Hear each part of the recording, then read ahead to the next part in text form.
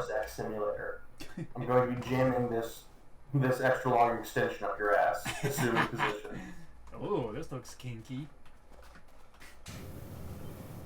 Oh, guess what? What? Shit. Never mind. I don't have it. What the fuck? What? Oh, whatever. You dumb game. Ah. Shit. Ah. Oh fuck. What was this? Ah.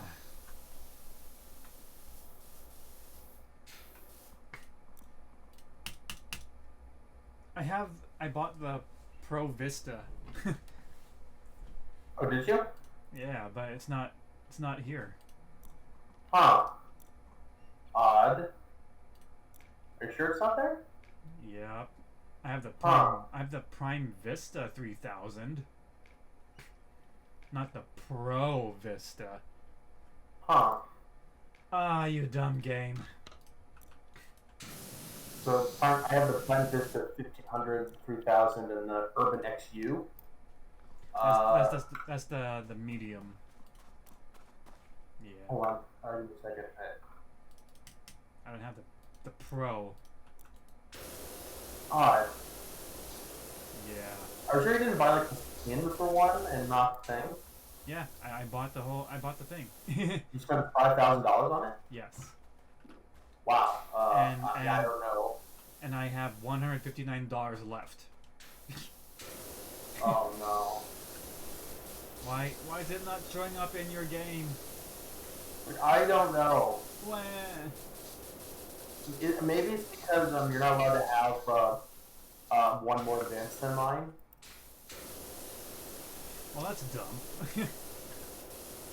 I guess it sort of makes sense, but yeah. I tried it out last night. Oh wow, it's beautiful. You could literally take out like the graffiti instantly. Wow. Without having to use The 0 degree nozzle. Yes, the 0 degree nozzle. Yeah. Although the nozzle would be beneficial if you're doing like in between stuff, but other than that, yeah. So if we were to do like for example the skate park with graffiti all over, or the mayor's house, yeah, super beneficial. So much easier. Yes. We could probably just finish the mayor's house within like 5 minutes.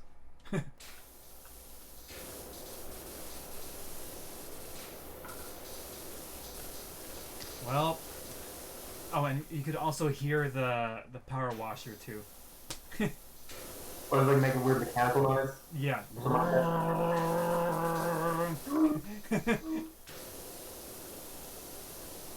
Just screaming.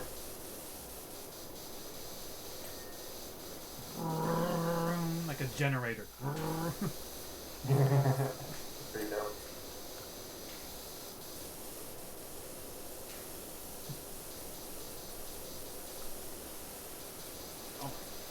Oh my god. Got any ladder?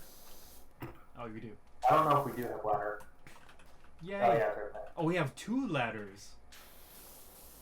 Oh. For double the fun. Double the fun. Twice the ladder, double the fall.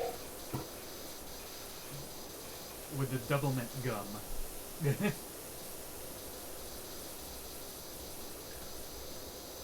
brazier. The razor.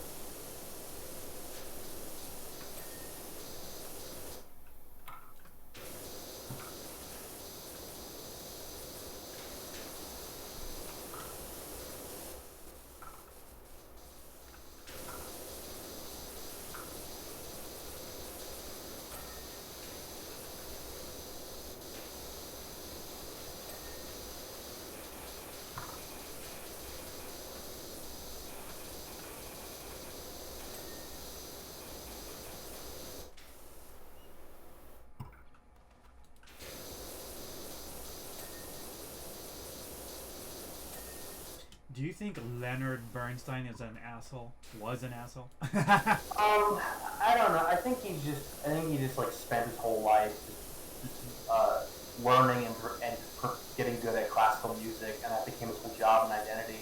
And I think when you're like that, you just when the world changes around you, or that like you're just it's shown that like the world doesn't revolve around your profession, around your thing.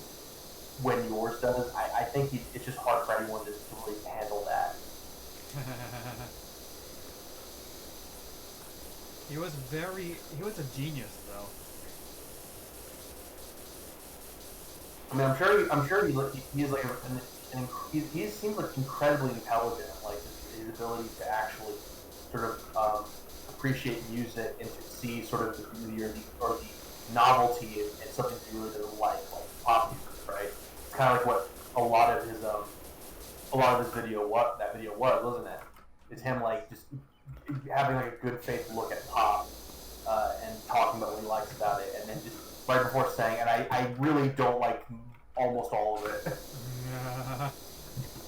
but I think that's just I bet it's frustrating to sort of like I don't know have it impressed upon you that like this way of creating and organizing music is just it satisfies like this interesting and very useful sort of guide to like creating it, the harmony, to like how it should be composed and stuff like that, and like the skill of the musician and the vocalist and conductor able to pull it all together. He was also. But I think it's frustrating is that like people just don't necessarily care about that. It's just kind of showing that like music can just not be that. It can be much more chaotic and amateurish, or disorganized, or eclectic, or you know what I mean.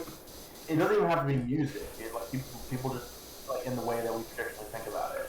But music, but people can just come to like it.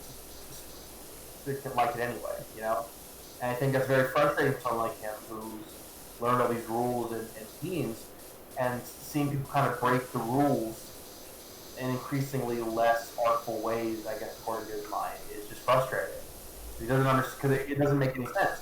Like it's supposed to be this way, but people just don't give a shit. You know what I mean? I bet that sucks. It sucks that's like that for him, I bet. When he led, you know, like the band, he was kind of harsh. Oh, was he? Yeah, he was very good, very intelligent, but man, he's like Judge Judy on stage. Mean as hell. He's like Judge Judy in music. No, Judge Judy. I mean, he really. If there's one thing about him, he really thinks he's the smartest person in the room. Like, no matter how intelligent he actually is, he really believes that, and it really shows. It kind of shows, and he shows like how kind of dismissive and cruel he can be. Yes, like you know the West Side Story. Yeah. Yeah, when he directed that, dang, he put everybody to shame. Like, oh. And everyone just like made people cry. And overworked as well. This is too much. I need a break. I need to get out. Oh my god. Dude, yeah. That's crazy. I believe that. Especially the singer. Oh my god. He put her in the spotlight. Like, no, higher. Wow. You know, I can't sing, but like to greatest lengths, right? Above and beyond. It's like, oh, I can't. She got so frustrated that she walked out. Oh, I bet. I bet, man. Like that's like fucking like just being a tyrant. Yeah, I can't imagine having to actually deal with that. But yeah, it's funny because he says like one thing I don't like about it is the untrained voices and the off-key singing. But like in reality, if he actually was in person with those people, he would like scream at them. He's like literally yell. Yes, he's a perfectionist. But the funny part is that he's like screaming at that poor woman who was just trying to do her best, and she's probably already doing a great job. but like there's people who are just like unrivaled popularity, so good at what they do, and so beloved widely, and they just break those rules. Yeah. You know what I mean? Especially, it's not so much of them. It's not. What do you say? It's not a. I wouldn't call it like singing. It's more that false.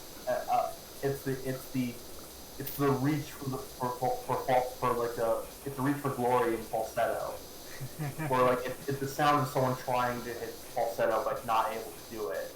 Right. It's like hearing that, and everyone is telling them how great they are, buying their records, just orienting their entire musical identity around them, and the idea that they can just like not be able to hit their high notes probably it drives him insane because he's screaming at these people on the production he's in charge of that you have to hit the notes, but the biggest band that in the world at that point and probably ever don't have to hit their notes, and everyone loves them anyway, and that doesn't make any sense to him, and I imagine that fucking like must tear him apart. It must piss him off so much. Yeah. Exactly. Especially during rehearsal also, like the triangle players, the cymbals. Ooh. Like he said, can you make that sound on your triangle?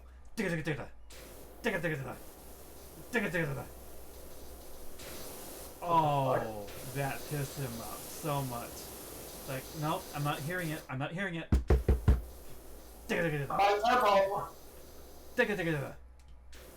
How?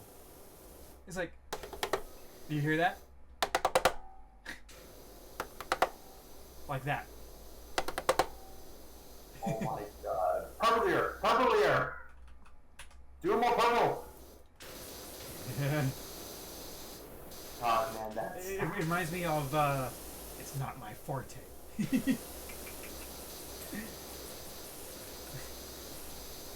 Not my forte! Not my forte! Not my tempo. Still not quite my tempo. Yeah, exactly. My tempo! Like literally that. He's like literally J.K. Simmons just like screaming at that kid to drum better. Tempo is speed though, but it's not my forte. I don't have my my exclamation point. Oh. Yes. Oh, literally the forte, yeah. Okay. Or also, you know what staccato means? What does it mean? Like, that it's abrupt, like that abruptness. Key. Is it supposed to be like a key, like a rising key or a rising, what do you call it? A rising pitch, but with the same No. Staccato is like a sudden sound, like pop, like a pop. Oh, okay. Pop. Yeah. All right, got it.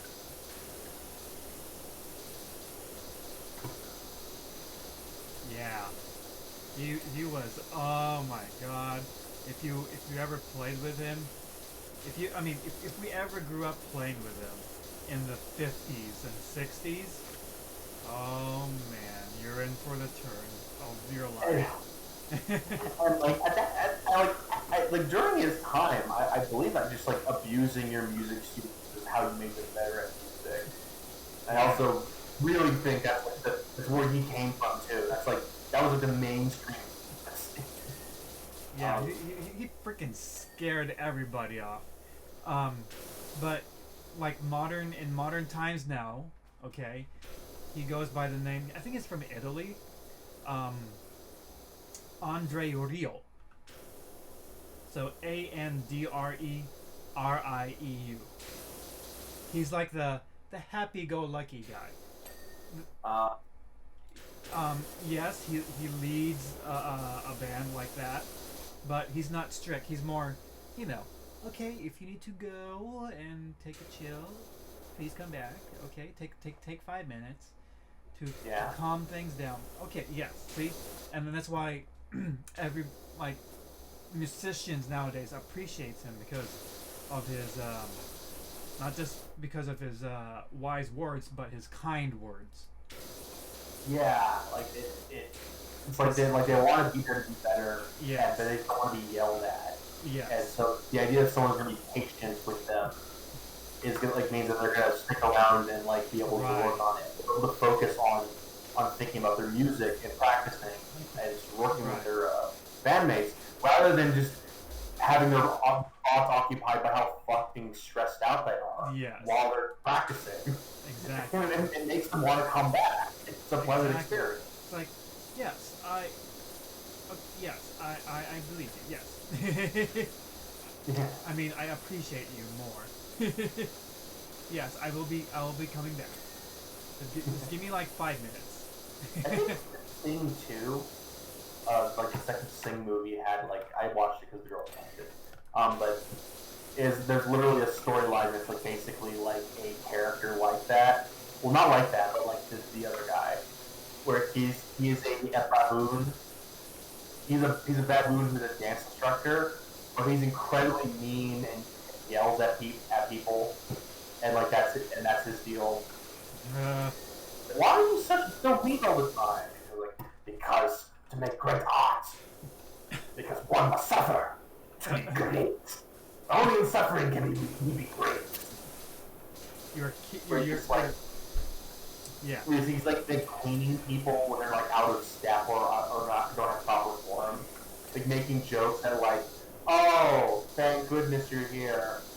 We had thought that you had been in a terrible accident. We'd never have to see you again. He's like literally saying, like, God, I wish you died in a car accident. Fuck, you suck so bad.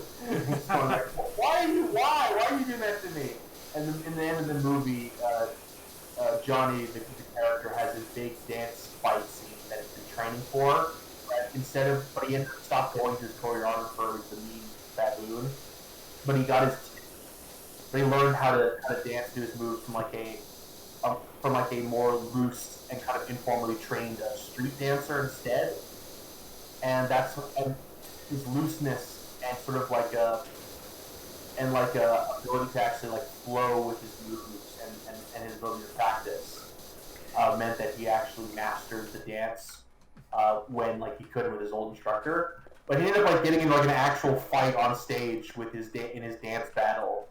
But then he ends up defeating him, and that's how it goes. That's how the movie goes.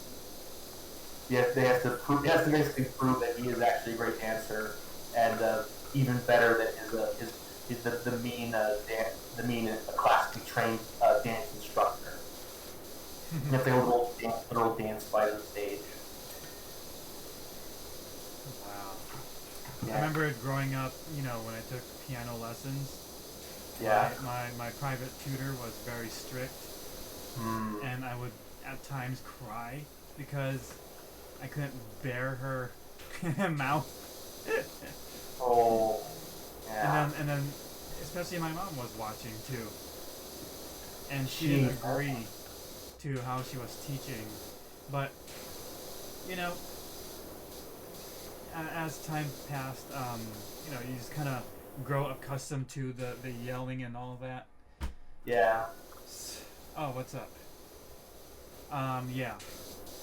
So the good thing about overcoming barriers like that can set you in the real world to meet hard people who are like that. Yeah. So I kind of get that, but also like you like people be like that is like the same thing though, right? That having people be stressed out and like yelled at all the time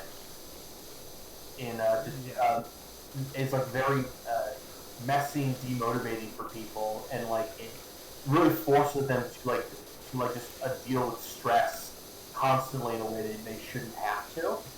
And in the real world, like actual like world of employment, where you get like mean managers or like sort of like difficult bosses, you have the same problem of retention, where like literally the actual workplace has a problem actually maintaining permanent employees in almost every sector. I think a lot of it has to do with the fact of like bad work environments. and those are generally handed down by the company and the companies and the managers whom their structure appoints. So a bad manager can really harm worker retention, and not being agreeable or being abusive or not being amenable to their employees. You know what I mean? Like sort of trying to make up for their shortfalls in organization through like through strictness or discipline or fear or whatever. That's also bad for the real life work environment, because you don't maintain staff like that, and if you're understaffed, the workplace is working poorly and inefficiently, and with greater stress towards those who remain, and that exacerbates retention because then they want to leave. You know what I mean? So the strictness and yelling and the problems of like a bad music teacher, it might reflect the real world, but also the real world is creating that stuff in the real world is creating the exact same problems that you probably face. It's the exact same problem. It's like Joe's talking about her bad boss, where they just couldn't get people to stay, and so they're chronically understaffed. And a lot of it had to do with sort of the invasiveness, the inflexibility, and the poor planning of their managers. And he tried to make up for it with strictness and with strictness and an atmosphere of fear or discipline. But that didn't actually help the business, and it didn't help any of the employees. It didn't help the people because everybody is different. More problems. Yeah, everybody's different. They grew up differently, so you can't expect just to yell at them without It's the point where you have to get to know them. Yeah.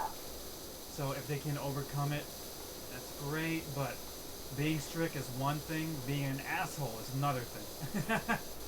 Yeah. And the really sad part is that I think a lot of people don't think that they can handle the responsibility of being boss.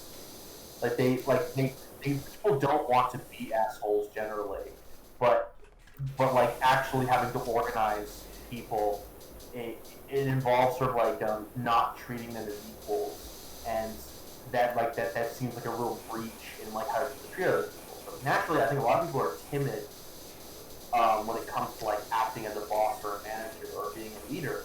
And it requires you kind of have to direct people or impose upon them as an actual part of your job. And I think a lot of people who might make good managers, organizers, or bosses potentially don't take the job because they don't really actually like the idea of being boss, like what it means socially or like how they relate to people around them. They're not confident enough, right? And so what ends up happening is that what happens is you don't get people who are necessarily competent or well educated or maybe they're well educated. We don't necessarily get people who are like good people with good people skills or like good organizational skills. You get people who have the confidence or the drive to take power or to boss other people.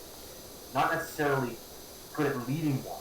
You're excellent at overseeing them and bossing them. And the person who has this kind of self-confidence or this lack of fear of sort of like this lack of social anxiety is kind of the same person who can feel like they can take liberties with the way they speak to other people. You know what I mean? It's the same kind of instinct that people can be assholes. Right. So, and that's kind of a big problem.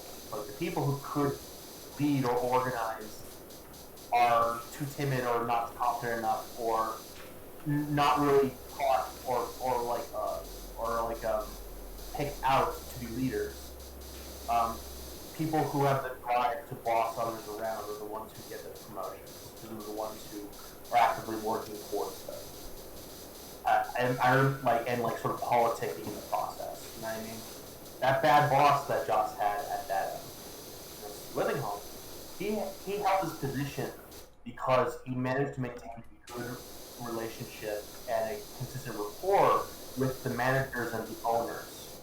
So that's how he's able to maintain his position. And sort of he's able to blame people under him for his own failures. And as long as he can convince his superior and the owner, then there's not really a that he can get in trouble for. And so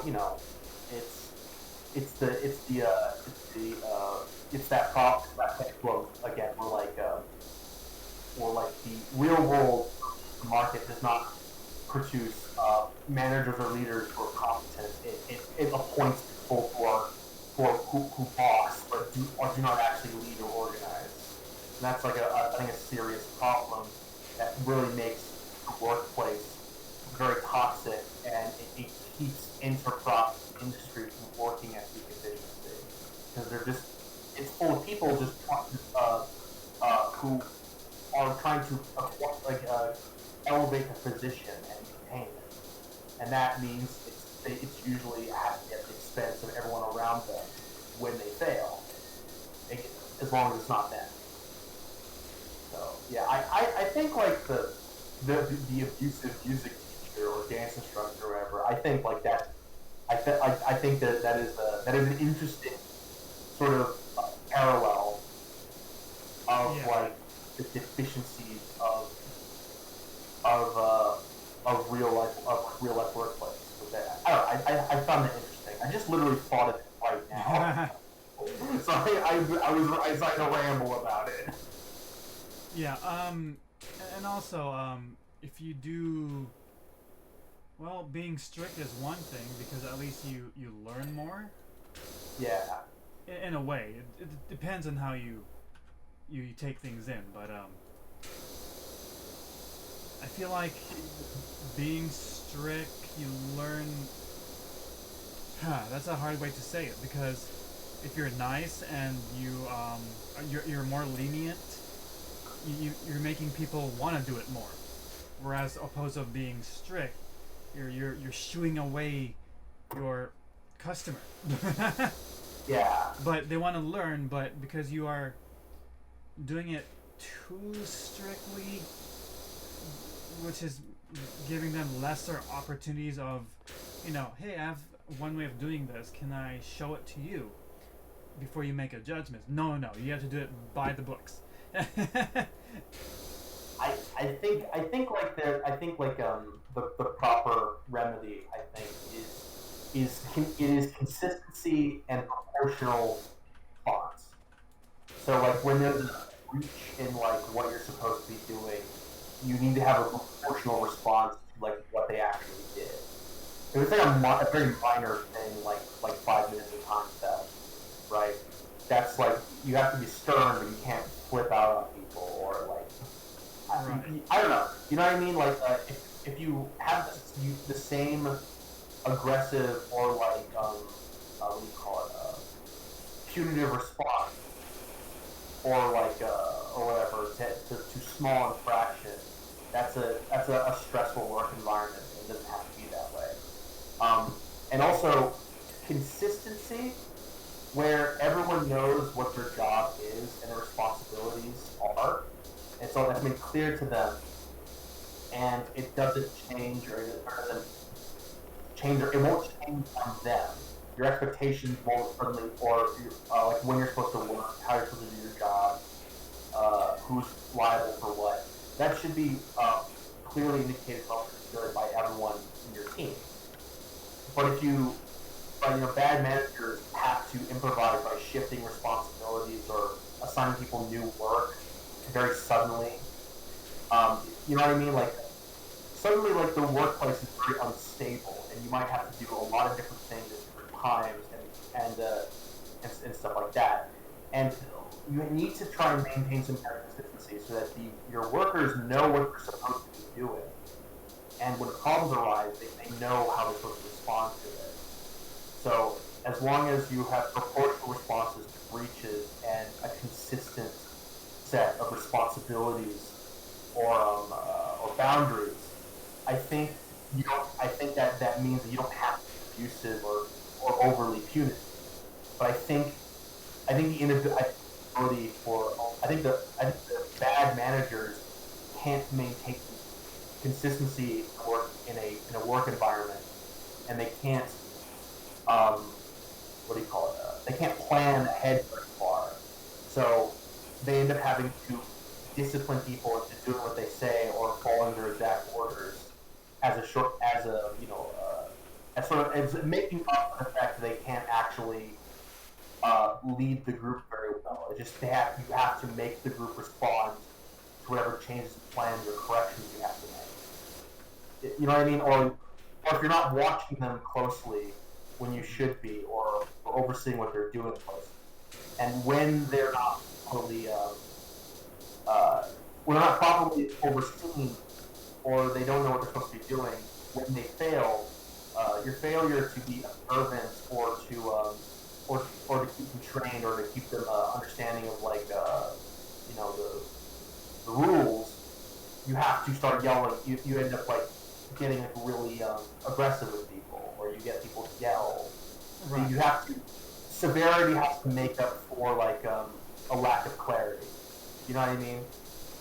Just do whatever I say and you won't get in trouble, and is making up for talking with your staff and making sure that the workplace is functioning normal, or as it should. You know what I mean? Right. Planning, communication, and stuff like that is sort of which is sort of the remedy for it. I think a lot of managers sort of do the abusive, overly punitive, disciplinarian stuff that to make up for their lack of actual ability as managers. That's what I think. That's the impression I seem to get. Because I think managers in certain are really necessary. I'm not a total advocate on it every time before. But the problem of bosses, I think that a lot of anarchists identify is this bad management that's everywhere, for sure. You know what I mean? I think there is probably a better way, but how to get the right people and to train them or to organize things so that you don't have these stressful complications that make tyrants or create unproductive workplaces. I think that's the hard part is doing that. I think the biggest barrier to that, personally, I think seems to be that the company always has to maintain control over its employees, essentially. Ultimately, the company and in the way it does things has to take priority over the needs or feelings or suggestions of its employees. And because of that, the workplace cannot change from the ground up. Employees cannot control the work environment or direct it or communicate how things could be different or how they could work more efficiently. Mm-hmm. And no one knows how to do that. No one is taught how to have agency in their own workplace when they're not managers. And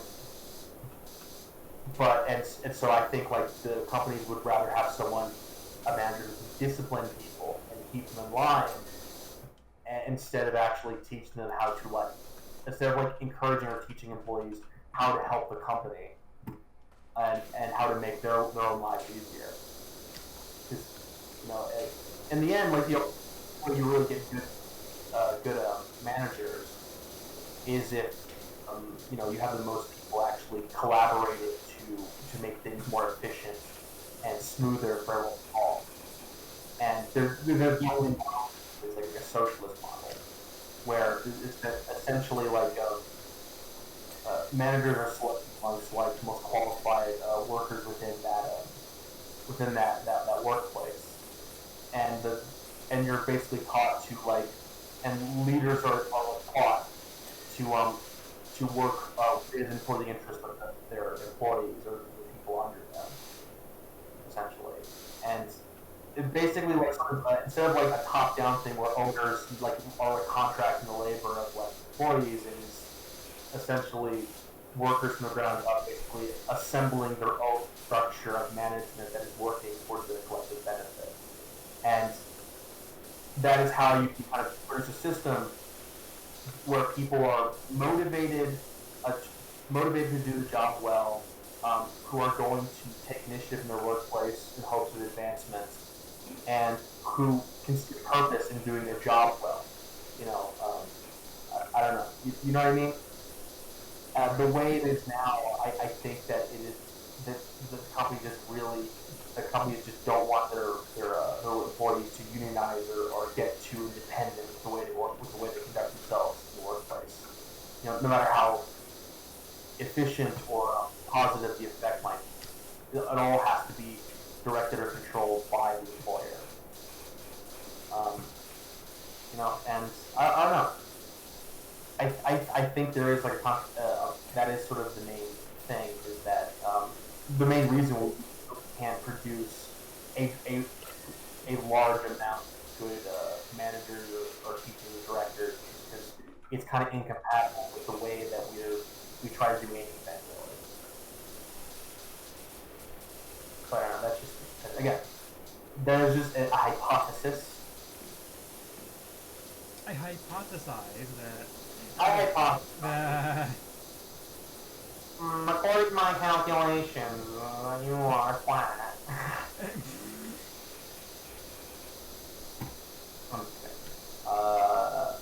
Anyway. Yeah, that's the end of that. This is my brain when I'm not listening to the podcast. It's hell. It's hell inside my skull. It's like thinking about shit.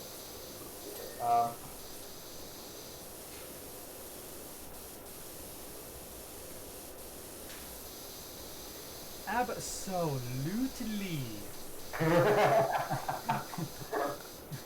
anyone even watching that, by the way? Yes. Oh. Hello, viewer. Hello, viewer.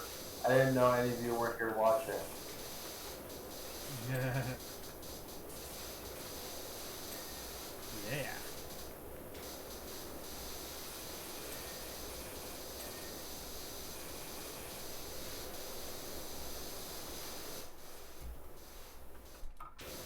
It's a pretty good segment.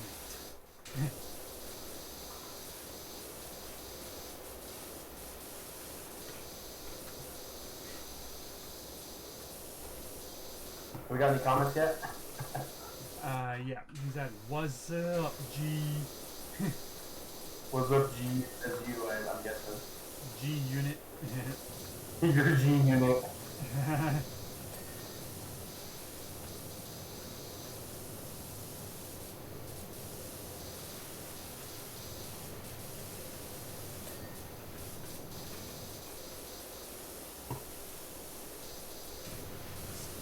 Speaking of which, does Lawnmower Simulator have co-op? I didn't check, actually. I should have checked, I just didn't. That'll be nice. That'll be our next game, too. Ooh, nice. If it had co-op. Oh, also... Yeah, it has co-op, and if I can get my hands on it. Also, PC Game Simulator. PC Building Simulator. PC Building, you can play a simulation of PC games. It's just called playing video games on the computer. Or designing games using a software. Oh yeah. You know what? I remember seeing Game Dev Simulator and I wanted to play it. I don't know why I like the rules. Game Dev Simulator? Oh, we can probably learn a tour about what's going on. It doesn't actually teach you how to play video games. It's just it's just about. So it's a little fun thing. You can create video games, like video game titles and concepts, and you can basically just do the right amount of marketing and staff and button clicking, and then maybe you'll have a successful video game. It seems kind of fun, but it's not actually. He doesn't actually get how to make video games. That's too fucking complicated. It's more complicated than spraying down objects with a power washer.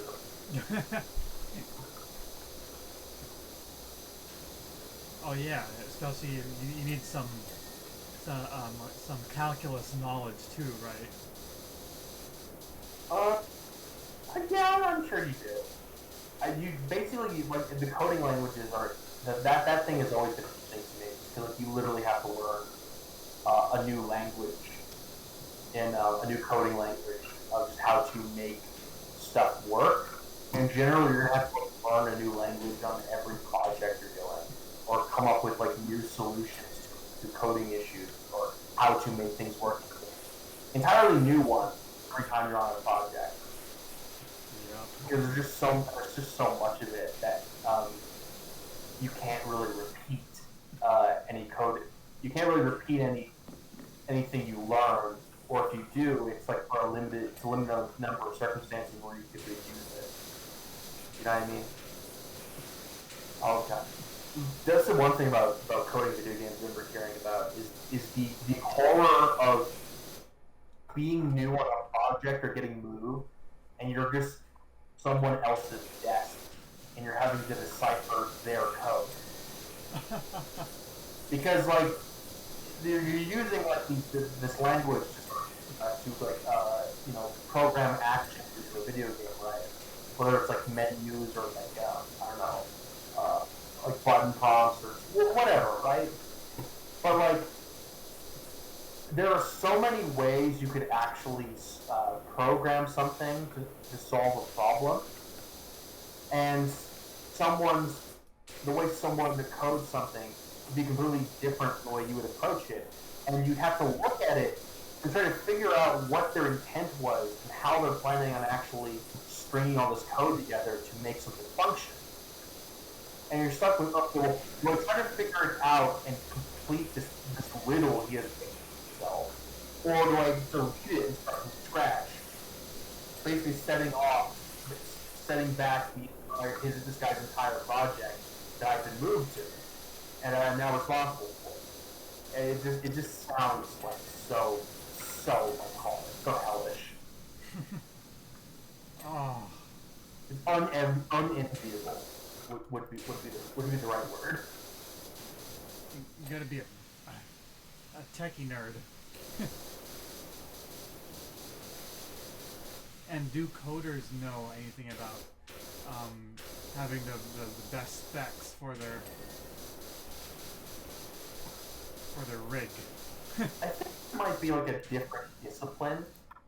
I don't know the hardware side of things. That might be a different discipline than Hardware versus software. Honestly, if you're that much into video, if your entire job is going on the computer, I would assume you would try to learn. You would be also into computers on your off time. You know what I mean?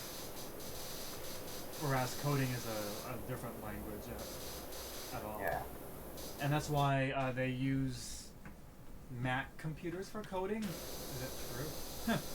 I don't know. Actually, I assume it's PC because it's way more flexible, and you can do a lot more with it. I assume that they use PCs for coding like that. On any industry that is not art related, or anything that's not art related, I wouldn't think they would use Mac. That's the other thing that like a lot of games aren't really programmed with Mac in mind, so it'd be weird if you were using a Mac computer to program a game that is basically built for the architecture of a PC. You know what I mean? As far as I'm aware, that like Mac OS is like one of those is one of those things where like no one really thinks about it when they're designing games. It's the platform that has the most complications and like the least tech support related to it. That was like I heard that like 10 years ago though. So that could have changed since then. But we got Linux.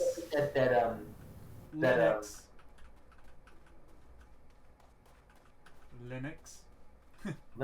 That's even worse. I think it's even more neat, difficult because it's like not a commercial product.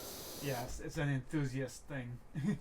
It's an enthusiast thing, right? Yeah, like it's completely free and open source and stuff like that. But like you actually have to try and use Linux. it's not like user friendly in a lot of cases. You have to learn how to use it, and the whole point of something like Mac or PC, or rather like Mac OS and Windows, is it Mac OS or is it Apple OS? Like, what's the OS? I think they're just the same. Okay, anyway, so like yeah, anyway, so like Windows and Mac are made to be user friendly, so that people who don't know anything about computers should be able to navigate them very easily or intuitively. And Linux is very much not built like that. You're supposed to you need to know how to computer. And you gotta learn how to use it. And the good thing about Linux though is that if you once you get to know a lot more of it, you can really install either Mac or turn it into a Windows software. Interesting. Yeah, there's like the layouts and all that. Yeah. I mean, that's how the Steam Deck is, right? The Steam Deck. Yeah. It's Linux based. It's good. Yeah. That's why you got like open source emulators in there. Yeah. That's pretty cool. Then again, like it's Linux based, but it's the actual program of the Steam Deck is like it is its own app. Its own app that's essentially that's functioning off of Linux, but it is a commercial product with all of the user friendly functionality built into it. You do it yourself, don't actually have to interact with Linux at all. You know what I mean? So when you turn on your Steam Deck, you basically don't have to interact with Linux at all. It's just the program that's like built in Steam Deck.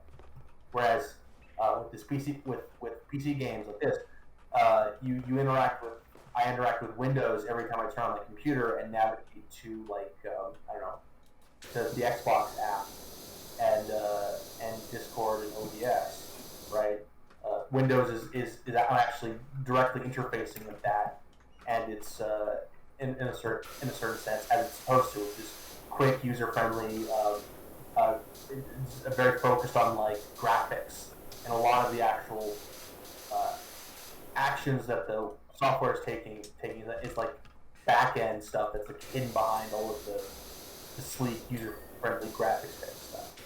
You know what I mean? So even so, like even if it's so Steam Deck, you're not actually having to interact with Linux. But if you actually wanted Linux on your computer to use it as your OS full time, then like you basically to do all of it by yourself and learn it and do a lot of back end stuff before you feel like you can like use it easily. You know what I mean? Besides, not everything is compatible with Linux, anyways, unless you can make it work. Because it's not a commercial product and it's not super common, so people don't really design a lot of things with Linux in mind. Unless you learn the product itself, that's when you can make your own assumptions. Yeah.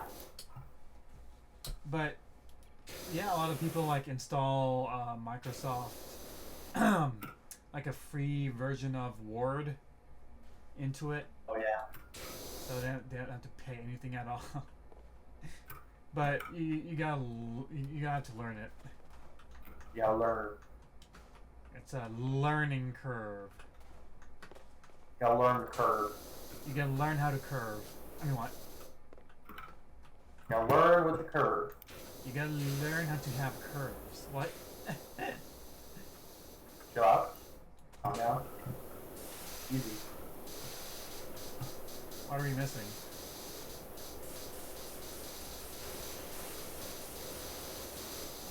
Huh. This figurehead is still dirty. Bars, boards, braziers, buttresses, corner posts, figurehead, pedestals, roof, walls, window frame, window trim. Yeah, that's it. Long extension.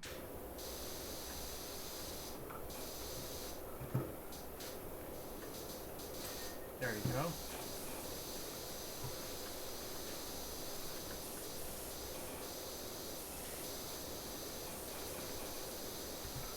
Oh my god, this shirt's already clean enough.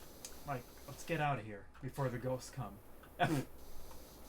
No ghosts.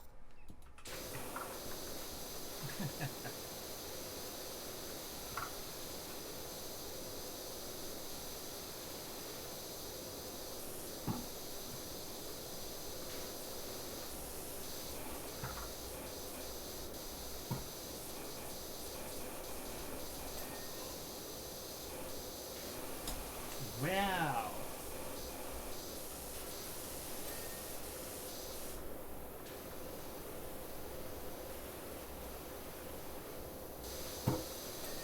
Aha.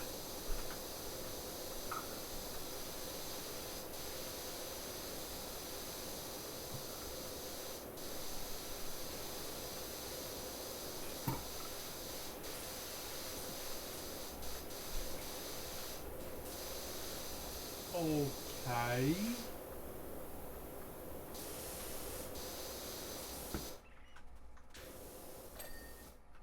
Yeah. I thought it said pedestrian cleaned. What is it to be a pedestrian clean? Wash that ass. Wash that ass. Wash Please. that ass. Please. It's filthy. It is filthy. It is filthy Frank. What? Please. Wash that ass. Wash that. Disgusting. It is leaking. Wash it.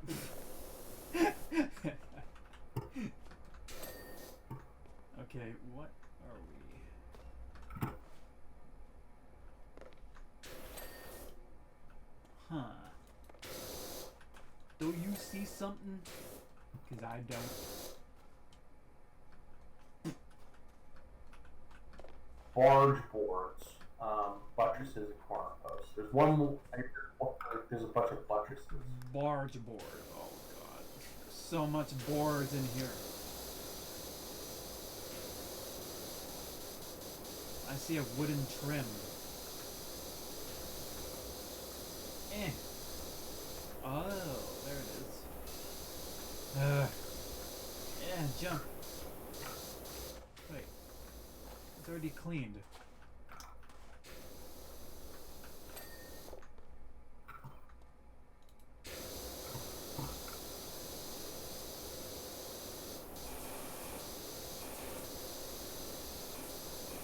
Oh, barge board.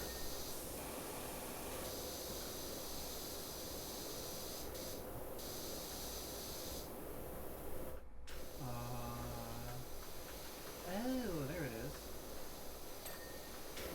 I can't reach. Okay, there we go.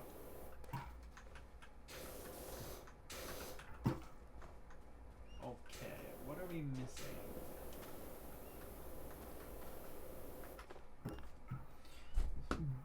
Buttresses. So they're waitresses, but they're just buttresses. I don't think so. Ah. What the I heck is a think what you're the wrong. frick is a buttresses? What's a buttress? They're like the little kind of wooden support things on the outer on the base of the building. They kind of like have these like weird like they have these sort of curves on them. I don't know. Oh, here's a barge board. Like down here at the front.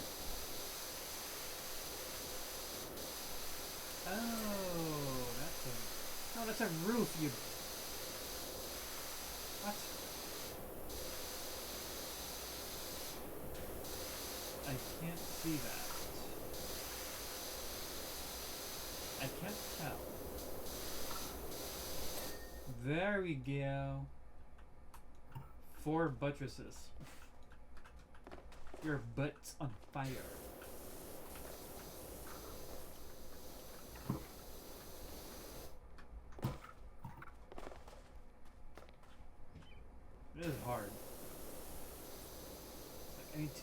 Need to look. Okay.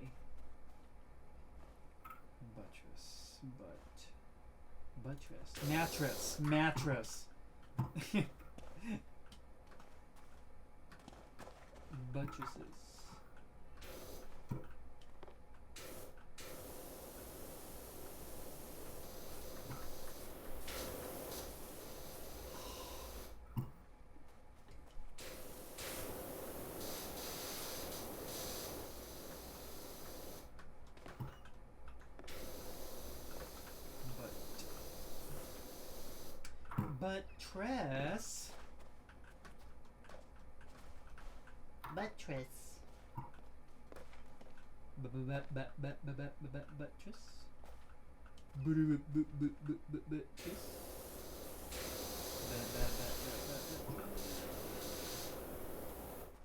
Oh, that's a buttress. It's like the trimmings. It's the part. It is the part that's like supporting the roof, I think. And it goes. It's like it goes up the building, but it goes all the way down. It's like it's got a little foot to it at the bottom of the building, base of the building. Aha.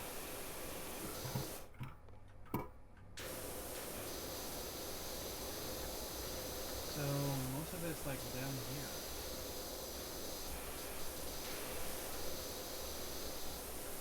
Ah. There.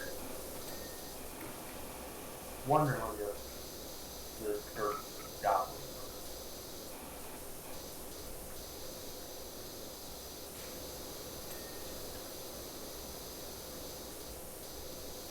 Okay, this wall says it's dirty.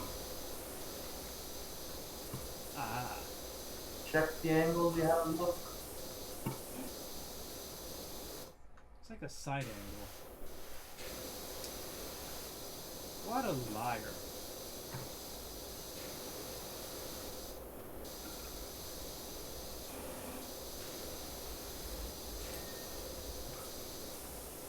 Stop lying, wall.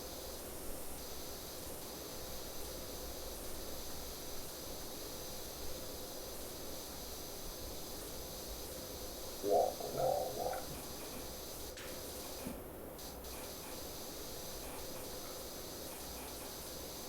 Look at you just spraying at everything up there. I don't know. I can't find specs. The specs are hard to see. Can we like remove the window panel?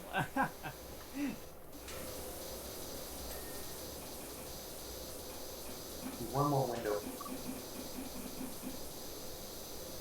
Stupid wall.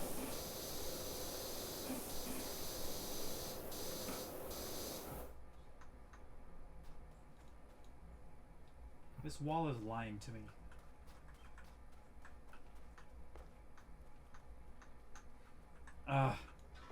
Oh, it's to the side?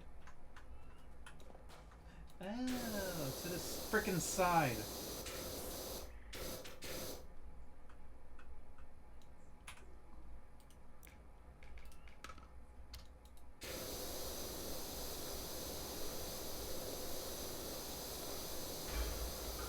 Okay. Maybe other side. Yes. Got it. Nice, okay. Okay, which wall? Which wall?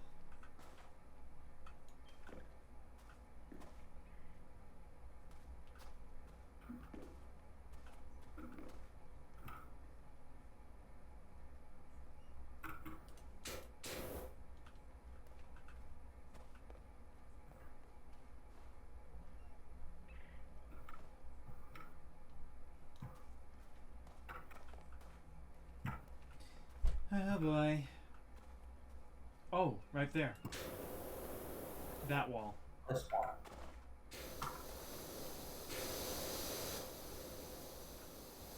Where is the last wall?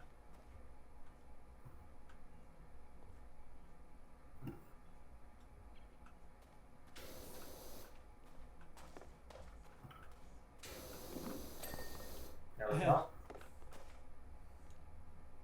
Might be actually the same thing, actually. Shit.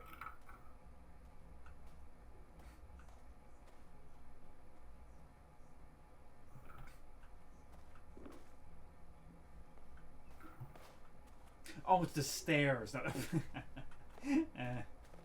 Nope. Quite. It could be Mark Wahlberg. We must wash out Mark Wahlberg. Oh, here's the wall.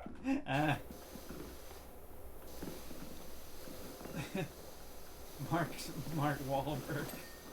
There we go. Alright, now we gotta find one window frame. One window frame. It's the same one I was spraying, actually. Window frame. Oh, I see. I need elevation. Ladder. Okay, we're almost done. Where's the window frame?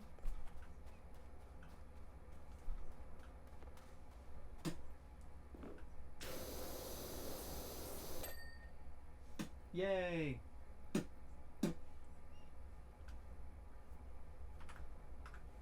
Good job.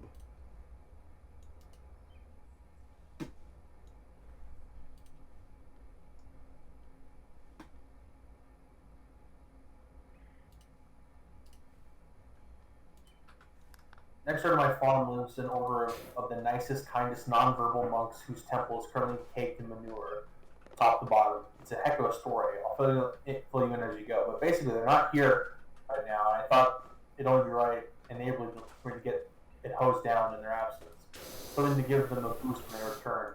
They sure could do with one. With a manure? Oh my god. Where to start? Well, you know all about the mayor's pipeline. They're running all the water from the river to a secret mining rig, right?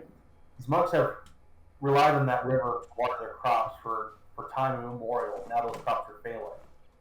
In a desperate act, the head monk set them all out on a pilgrimage of faith. Now, I've no mind where they were headed. Only that they took what they've at. Only that they took with them a vast multitude of eggs. Oh, the monks the monks at this temple were the ones who egged and graffitied the mayor's house that we had to clean up. Ha ha. Because the mayor had like diverted the river that they needed to water their crops, so they egged the mayor's house in protest.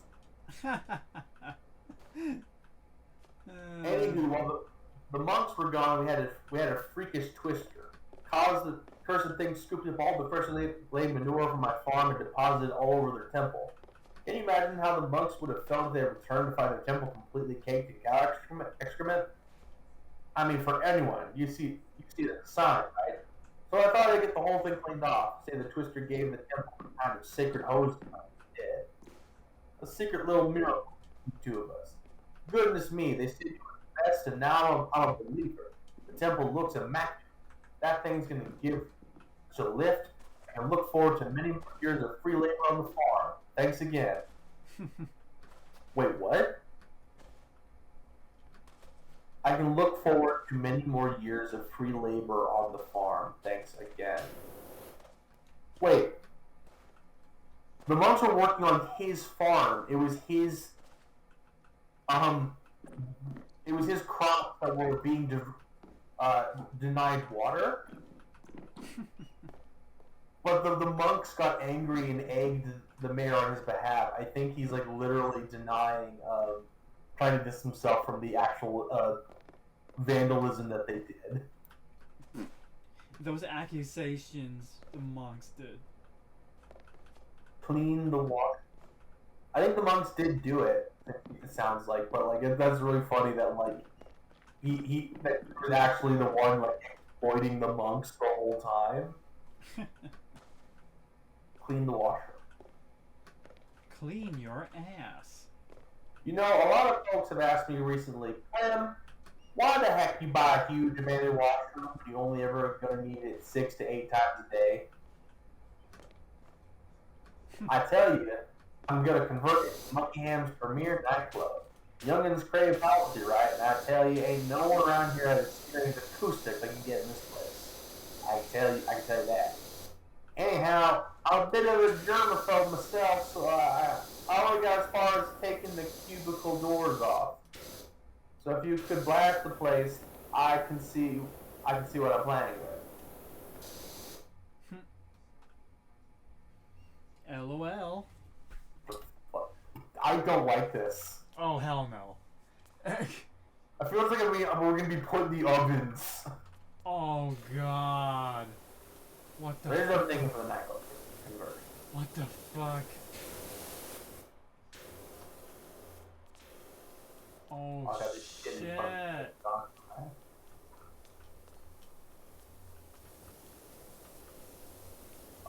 Line of good and ball leads you through the engine tunnel, shining light of every color and every angle and every face. Oh. Gets y'all discombobulated but excited. Ugh.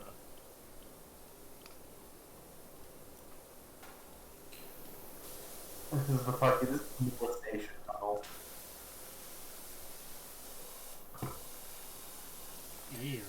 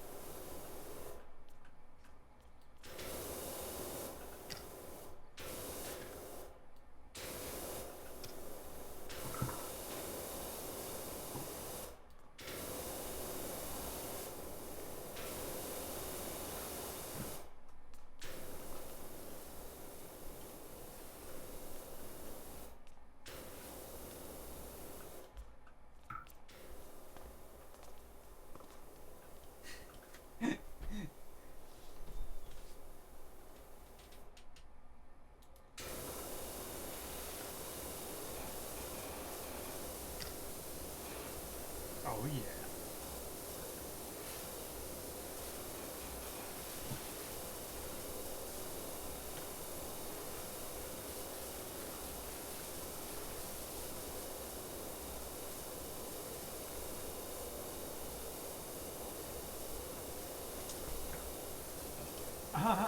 You have tunnel vision now? Ah, lol.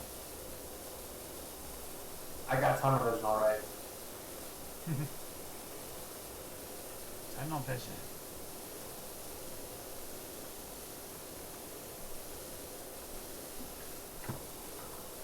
It occurs to me that I had not been blinking and my eyes are now very dry and stinging.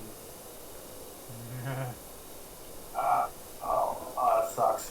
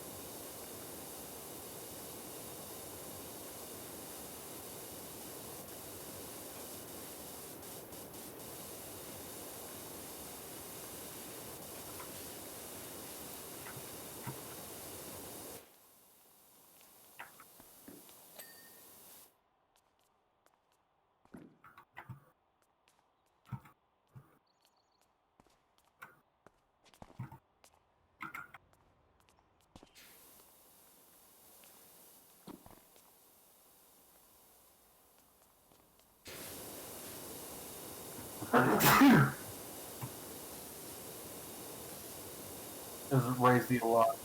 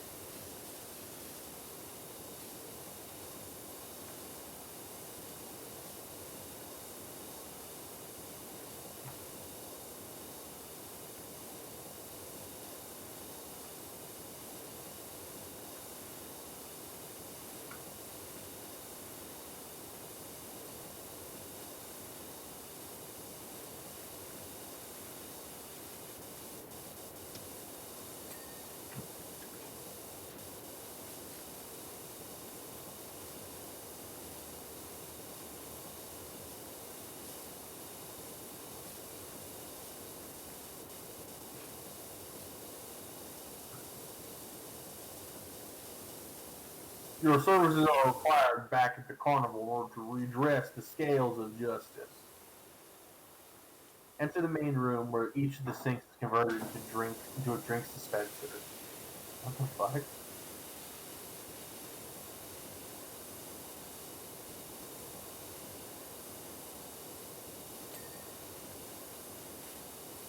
Speakers built into the floor hit you with the deepest bass from your toes up.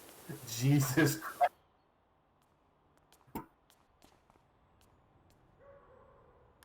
What the fuck? Hunter. What? What the fuck are they supposed to say?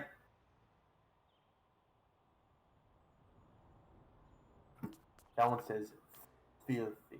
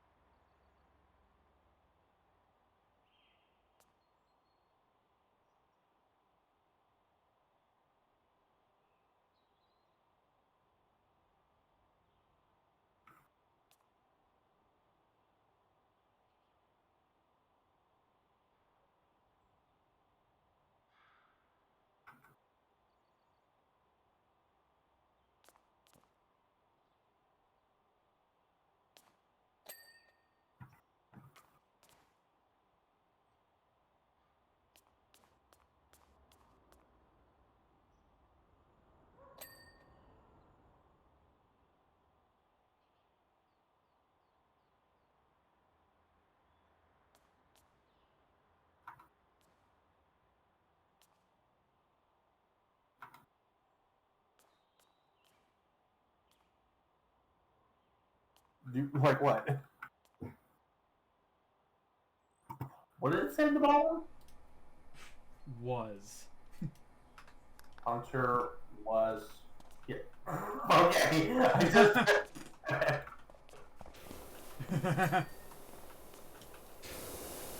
Oh god.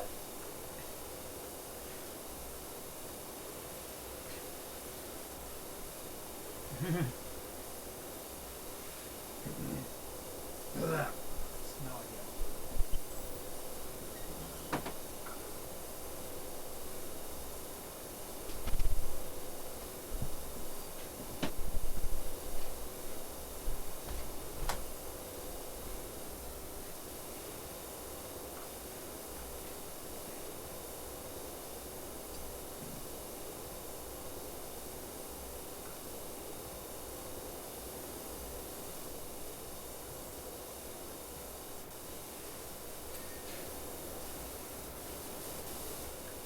Yeah.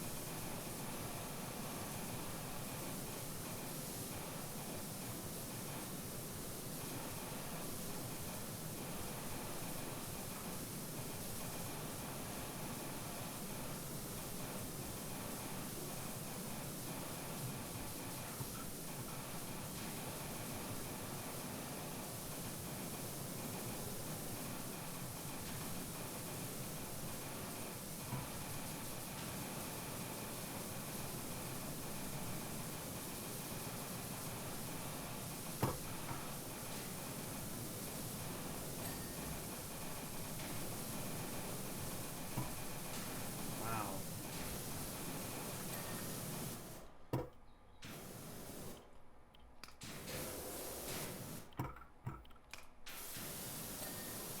There we go.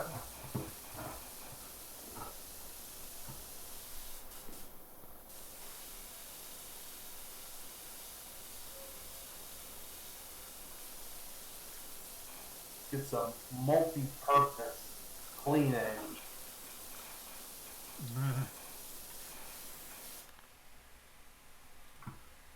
Multi-purpose. Multi-port. Multi-tortoise. Tortoise. Turtle. Turtle. A turtle.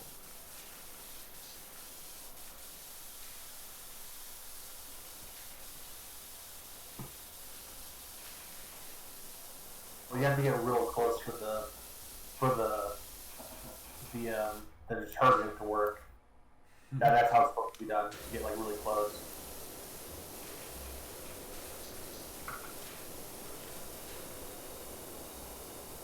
Oh, that's not it.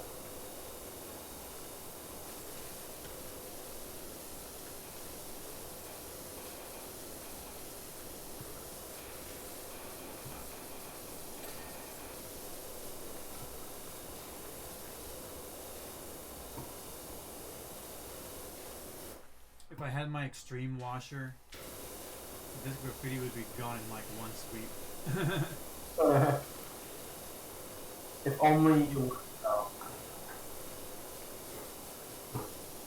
Further along the queue. You're a dumb one, Mr. Grinch.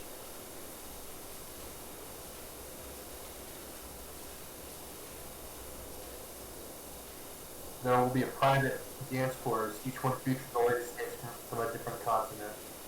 Mm-hmm.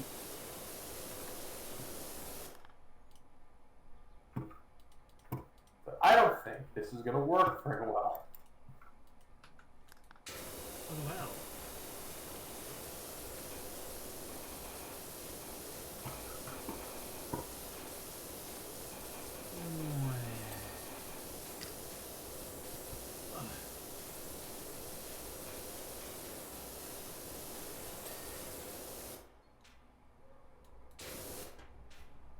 Oh. What a treat.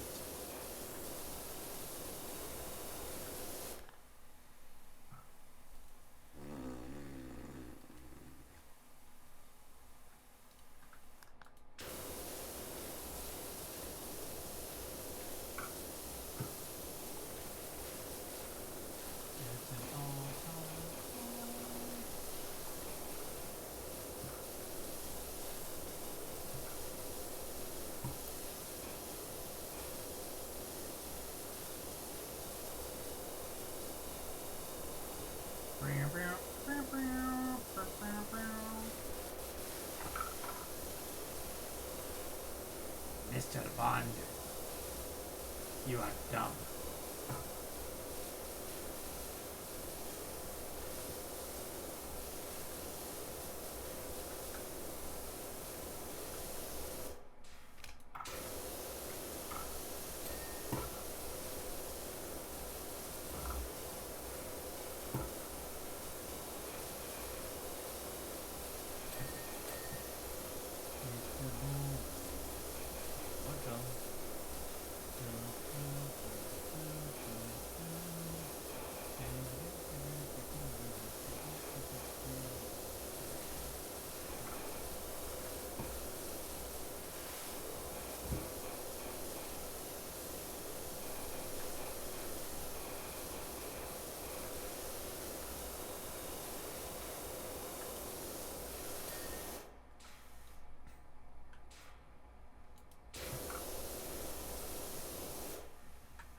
Hey Hunter, I'm gonna take a shit in here.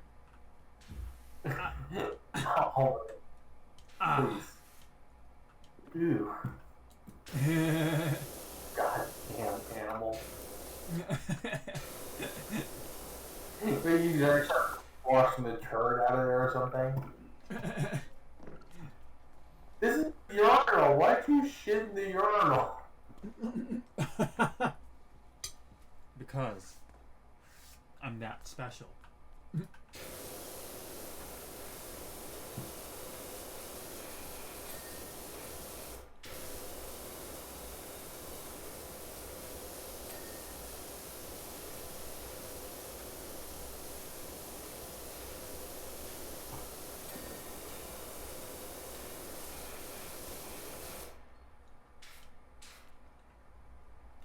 Why is there a gnome in the toilet?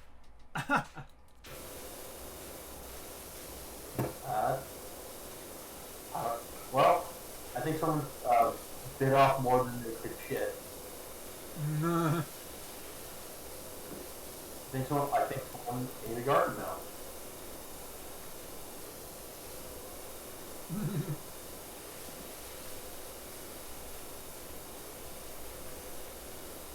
Ew, disgusting. The sinks are so dirty, filled with shit. Oh. They're shitting all over into the sinks. Oh.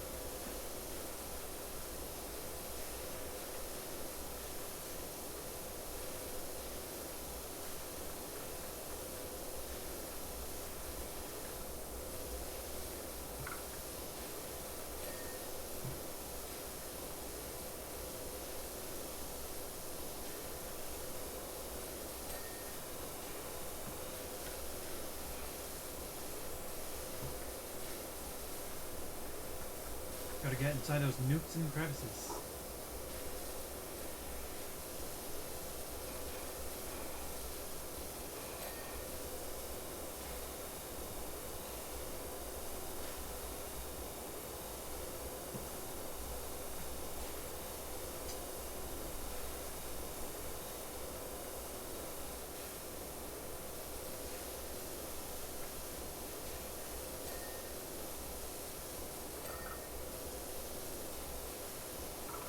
The urinal.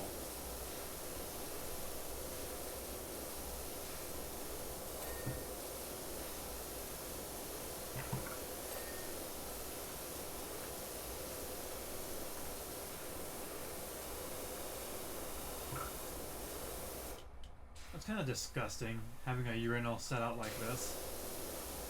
Where? Like, you can see each other's privacy space, yeah.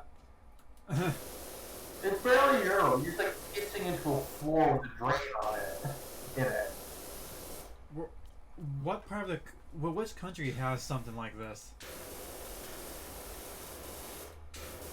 Yes, this is European. Is European? Yeah, I don't know what country in particular, but I think like I think the way they spelled the word tire, like T-Y-E-R, as well as a T-I. Like that was a very European spelling of like a tire. Oh my god. So the UK see each other's parts? Wow. I know, like in Germany, like the urinal is just like a trough that you piss into.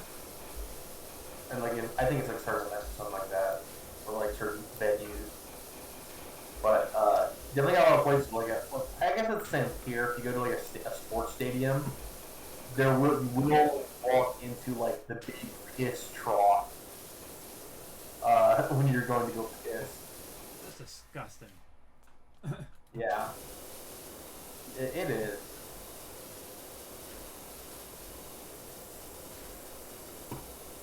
Yeah, you just treat people like animals. You just like assume they won't act like animals, you know?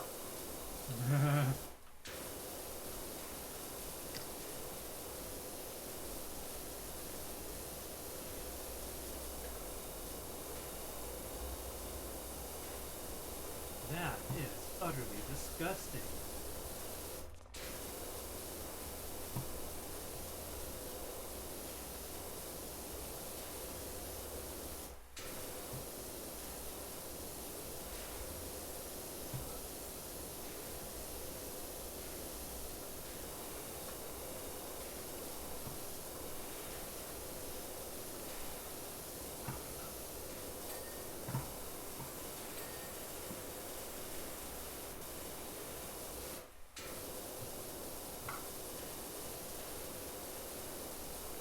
Absolutely mesmerizing.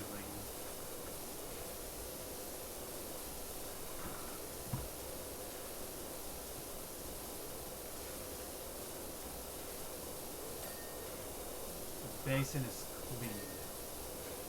Yeah.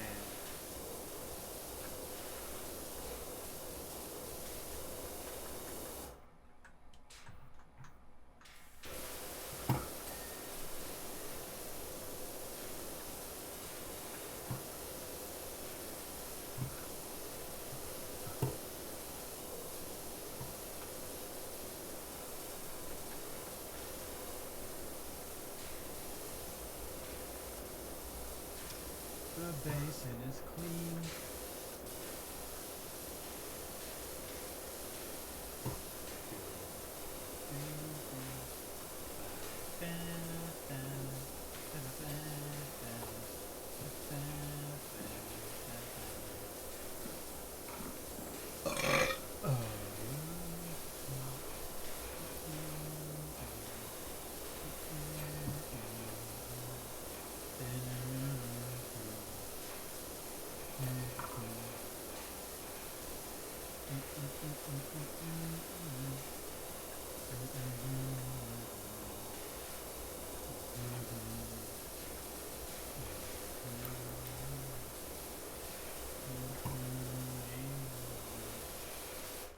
Sadly for Leonard Bernstein, he passed in 1989. Hmm. Well, sounds like he would have been pretty old, at least. Yeah, he was born in like the 20s. Oh wow, that's just very old. Yeah.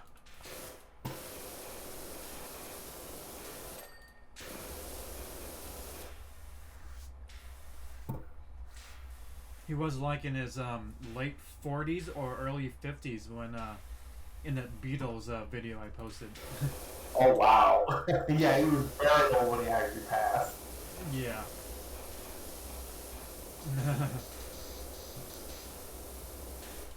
Wait, in the 80s? That was like that video was in the 1960s, right? Yeah. 40 to 50. Yeah, I think it's 70s. No. So he's like in his late 70s when he passed. And he passed in his New York apartment.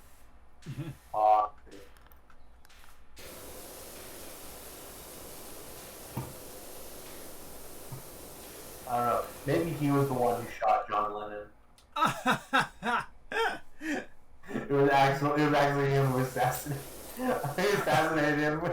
Just kind of stopped the destruction of Western musical tradition, like trying to kill return madness to its source and kill John Lennon. Destroy oh no! His last dastardly plot to save music from the unwashed and untrained.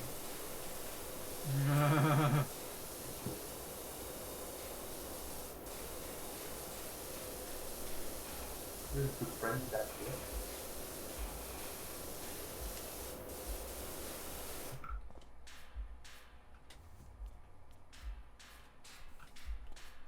You know, I'm surprised he hasn't talked about Michael Jackson. Was he around for Jackson? I think he would have been like really old. Yeah. Like Jackson 5, that was his time era, 70s. Right, he would have still been like a kid, yes, right. Yeah, he'd be in his 60s.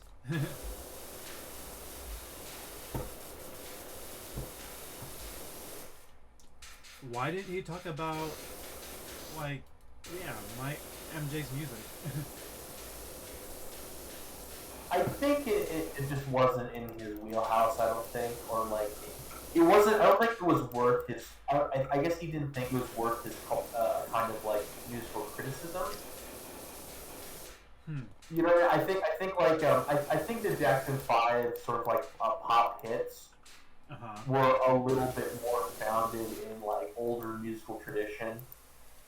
Of like I think like R&B and blues, that type of like stuff is like very much sort of like a part of like a Black American sort of like a musical tradition that's like more established and maybe like a little less experimental than like or I don't know, like, a little less experimental as like the way he described the way the Beatles and a lot of pop at the time who were like completely you know untrained amateurs sort of like producing their own music like sort of by ear basically.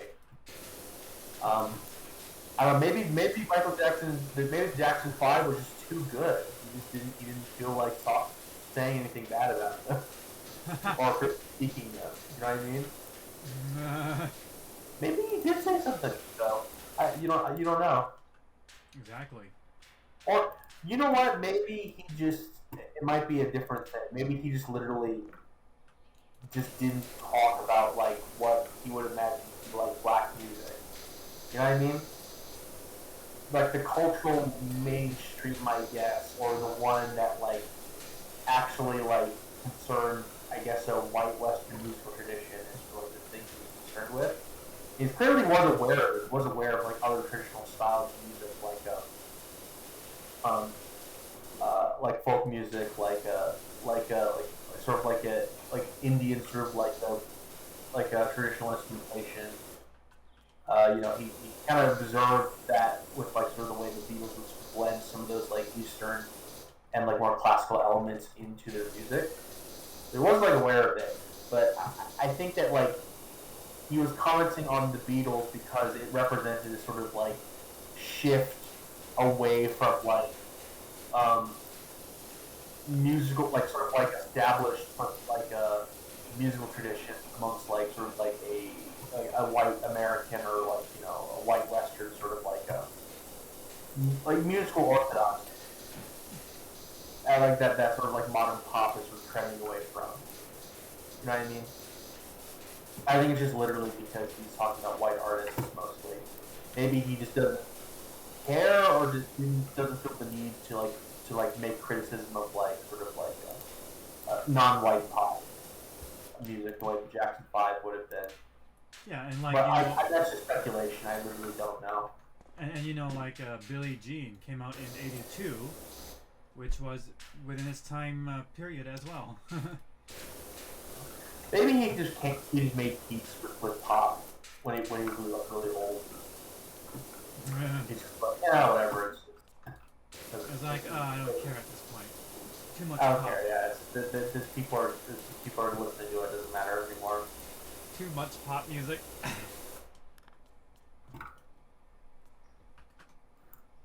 The pop is one.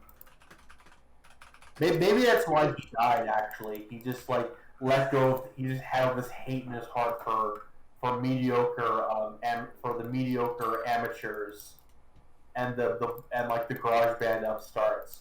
He was just so angry all the time, and then he just in 1982, he's just like, you know what? Maybe it's not. Maybe pop music is not that bad. I need to loosen up. And then like his heart gave out, and he died. It's like, oh, like the hatred in his heart was. No, hatred was the only thing that was keeping his heart pumping. And the moment he stopped, his soul like left his body. It's like, I can't take this anymore. It's just like, you know what? Maybe music isn't so shitty. It's like this. It's just like his soul just slipped out of his body.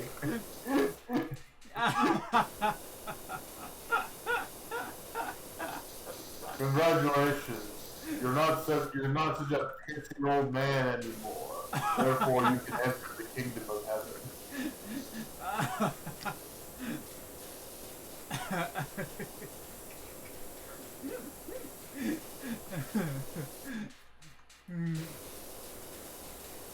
Oh God, I'm transcended into the shitty verse. I've entered the shitty verse. No, I need sophistication. Oh God, I see it. An infinite stream of talentless hacks. You know, I was watching Family Feud last night, right? And it was a celebrity Family Feud, so it was with like the Shark Tank and some other like Modern Family, I think. All right. And one. So the question was, in one of the categories, what kind of music are you listening in hell? Okay, so one person knew. Basement music. So from the Full Shock version. So I think Mark, the guy who owns from Shark Tank, the basketball team. Yeah. Said metal, heavy metal, and it was in the category. And then that's kind of a cop out because like metal, because like heavy metal is like has like the aesthetic of the devil. That's kind of like a cliche at the point. Cliche at this point. Devil being related to metal music. Right, and then they went around, right? They couldn't think of anything else. So it was the other family's turn, right? Yeah. They were on their like second strike, and the third strike, nobody got it. So So Shark Tank won. Ow. So guess what was on the like the top four? What? Pop. Pop. I'm listening to Pop forever and ever until the end of time. Stop! It all sounds the same. And then on the second place, right? Rap. Oh. Yeah, of course it's rap. Oh. So much hatred. Yeah, those the people. Like, those are like it's rap, country, and pop are the three genres. The most unstable people. Like people have like the most sort of like anger and animosity towards. They have like a bratty, seething hatred against pop, which I am saying. They either think metal music is too loud and scary, or they're frightened by rap music. Mm-hmm.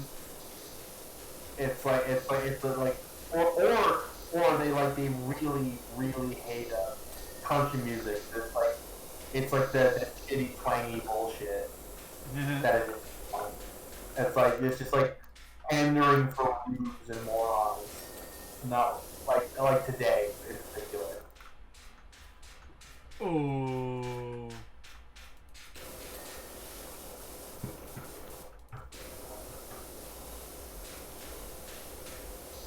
Like literally, the crowd went nuts. I'm like, are you kidding me? Who freaking? Who wrote rap? Who the hell did you interview for this? It's just a white person. Just like a middle-aged white person. Just like is probably the actual answer.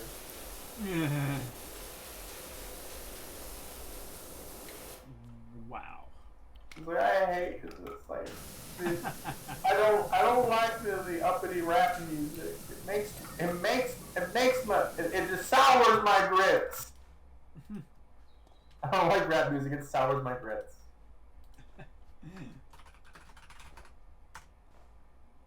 Someone has said that. The number of people who said that is not high, but is above 0.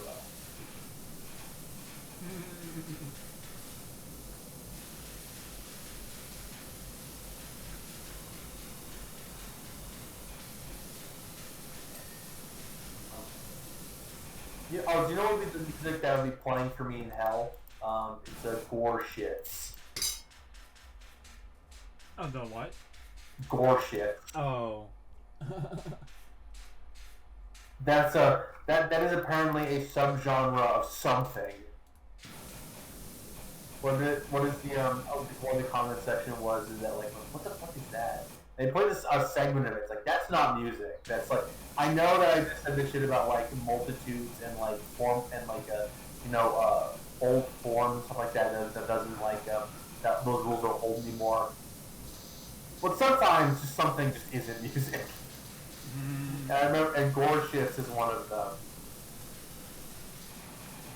And I just remember like reading college just said, you don't have to be autistic to like gore shits, but it helps.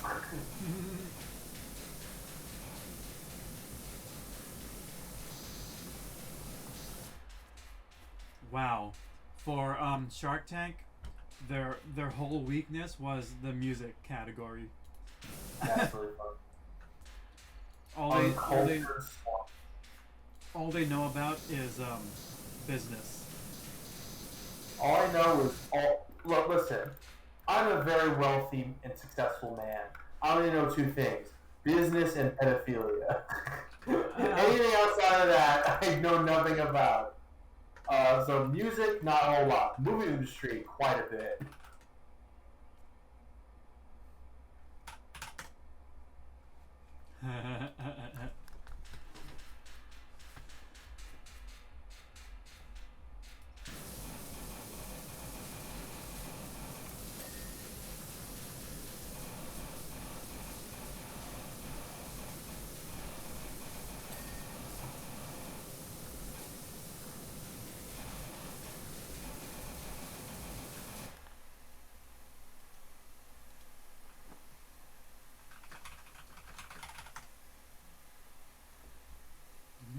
Ooh,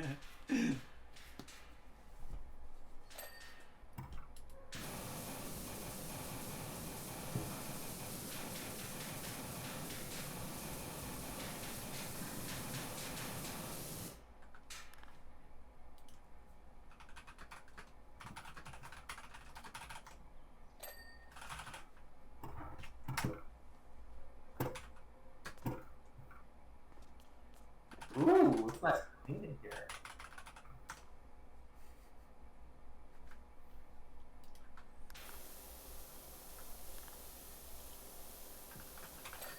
There we go.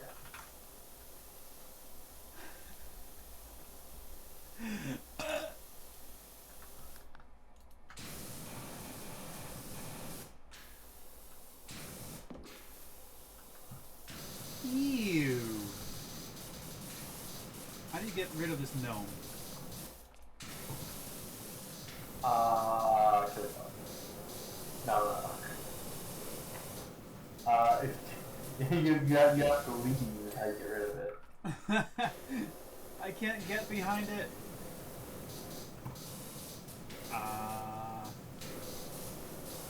Never mind.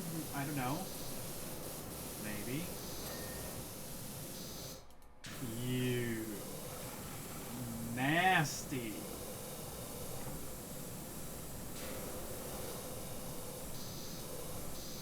This is nasty. This is what I feel like cleaning up our own toilet as well.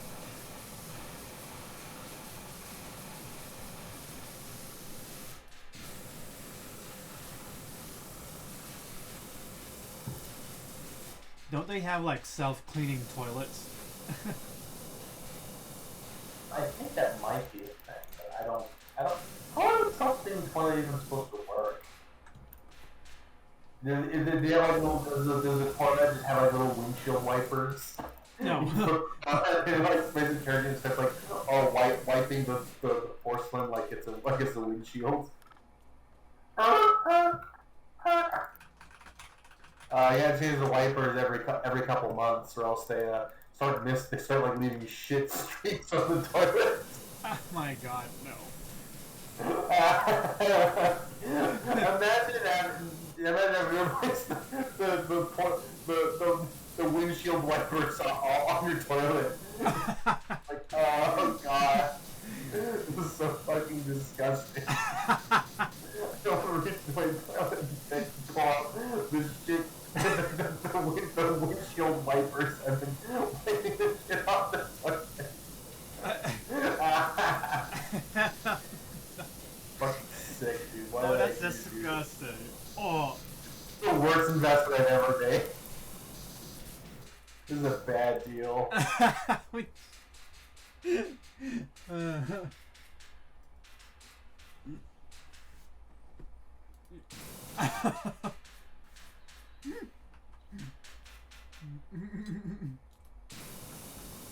Why is there like a fucking subterranean bathroom in here?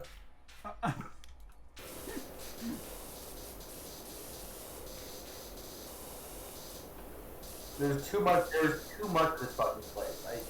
I do not like it. I hate this map.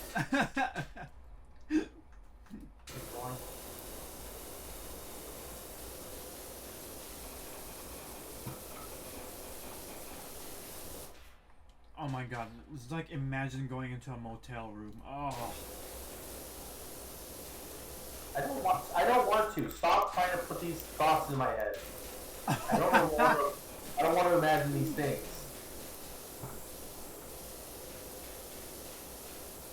You know you want. No, I don't. I very much don't. Oh, you're getting it now.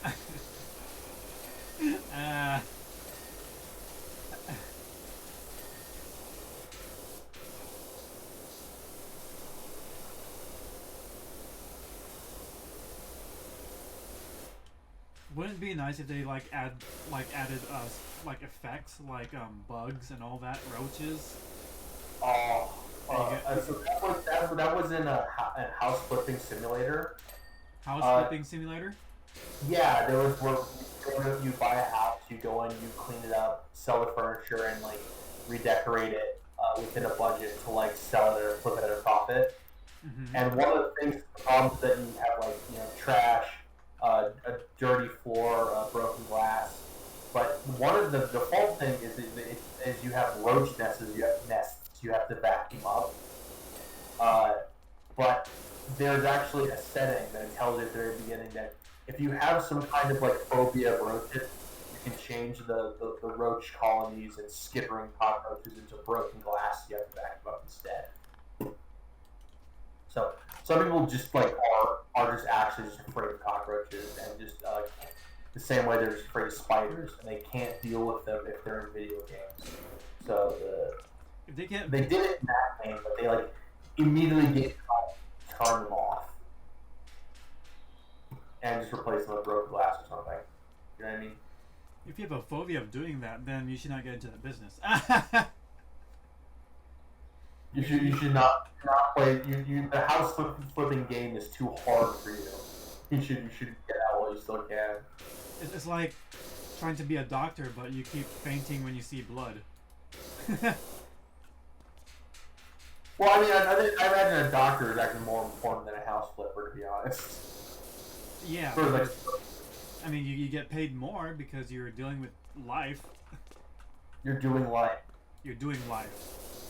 You're doing life. You're fixing life. I'm fixing taking you out of it. I'm putting you out of your misery.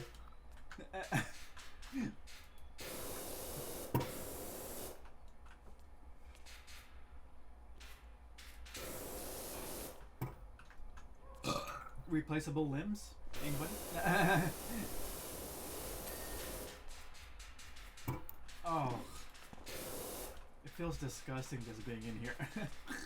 Oh. Even though it looks clean, oh. I'm glad I'm inside that hazmat suit. Imagine how much bacteria would just be splashing on us. Oh, I know. Like, it's just like we probably have like hepatitis A, B, and C all the way down to Z. Gonorrhea. We get like a bunch of. We probably get like a. We'll probably get like several staph infections or something. AIDS, maybe. Oh.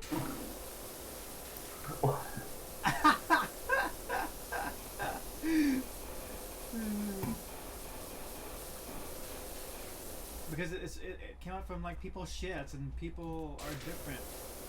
And who knows if someone, an AIDS related person, like just took a shat and then it's everywhere.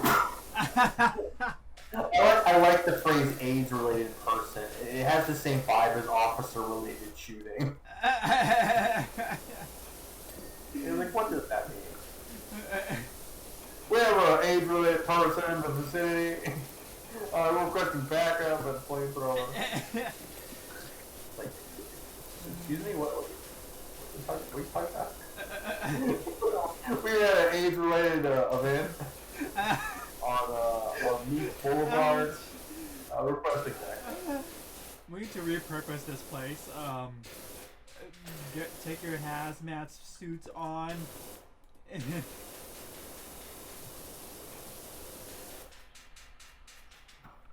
Remember in Soldier of Fortune?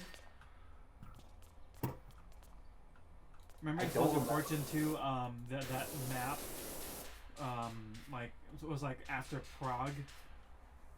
Like, you go into this, lockdown thing. I don't know, I forgot what it's called. Because, apparently they got, the citizens got infected, and, like, were trying to turn into zombies. So they put like barriers. Hazard.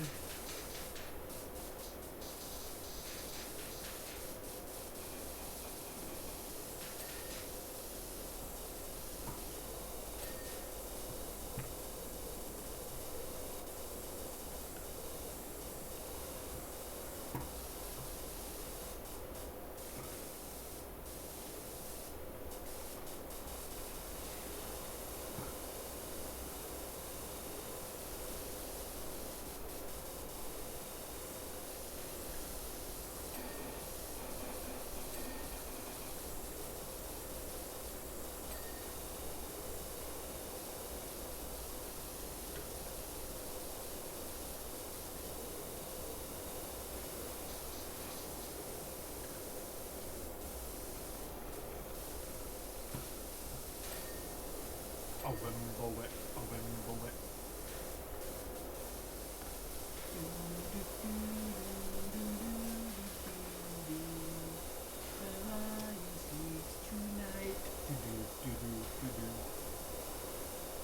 A wimble it. A wimble it. A wimble it.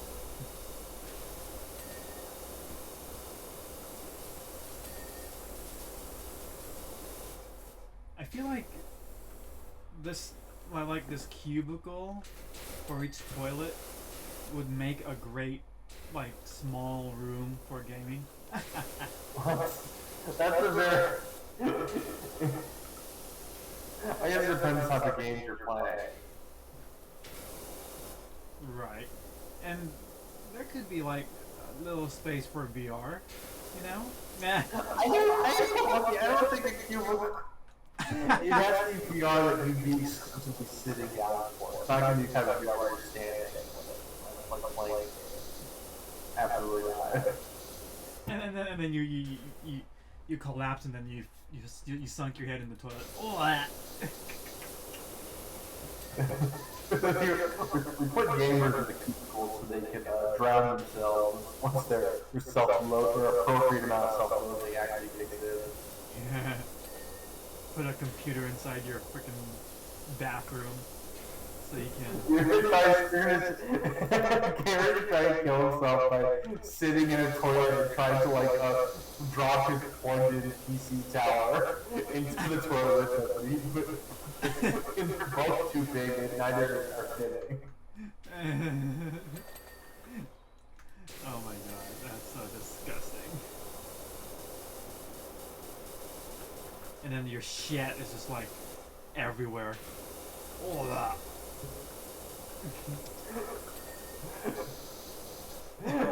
The image is someone just like having like a really like unpleasant shit is just like, you know what? I think I'm done with it.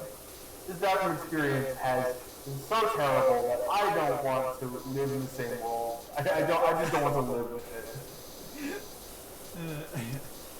Yeah, so that turns so gnarly. I think I'm gonna quit on my head and just die right now. Live stream while you're sitting on the toilet. Oh, bleh. Oh, that's so disgusting. Live streaming on the toilet, I think that you gotta pay premium for that. No one's getting that.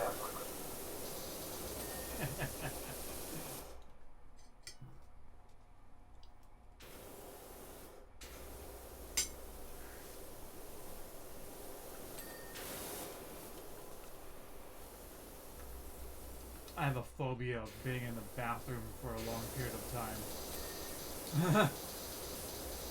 You're afraid of being... wait, does being in bathrooms make you, like, nervous? Or you have a fear of getting trapped in the bathroom?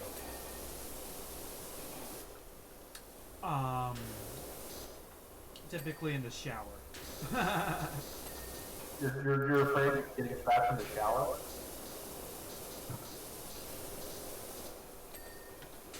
Because you have a mirror, right?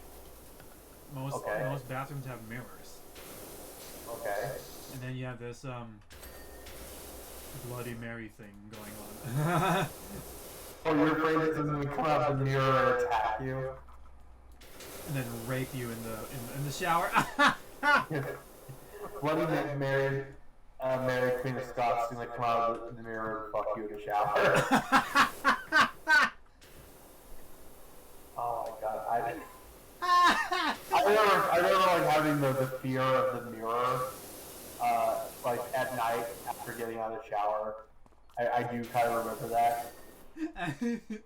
It's so freaking funny. Mary Queen of Scots is gonna have sex with me in the shower. I don't want to be in the bathroom for too long.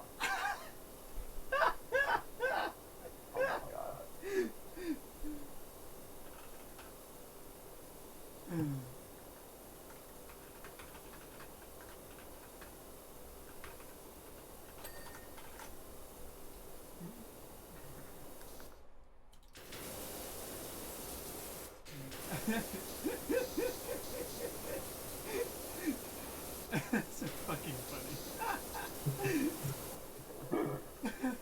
You would come back with a dick and she's gonna fuck you. Oh my god.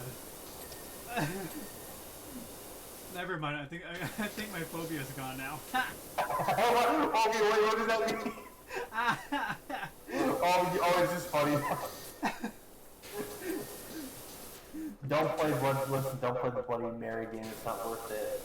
They say that Perfect was found dead in his bathtub, just in a bathtub filled with semen.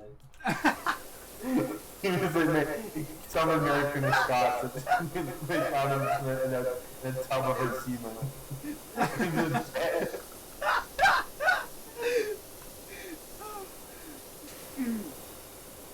Ow, I can't feel my stomach.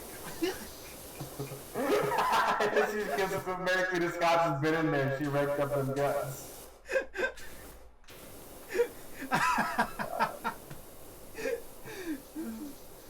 Oh.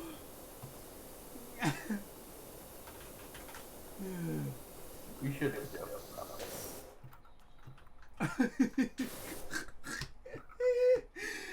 Oh. Oh. Dear Lord. It's just they're gonna be in her room, just gonna, oh dear Lord, it's just gonna go, what? Shake her head. You know, like a meter away. You're the last Catholic queen in England is having sex with you in the bathroom. Oh, God. Why is he doing that?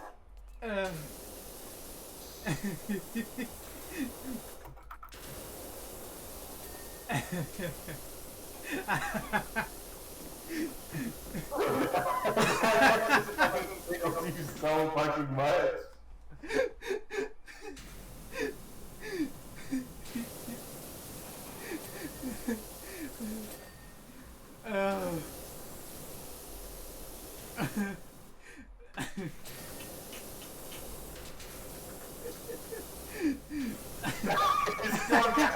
Oh God. Oh my God. Oh. God.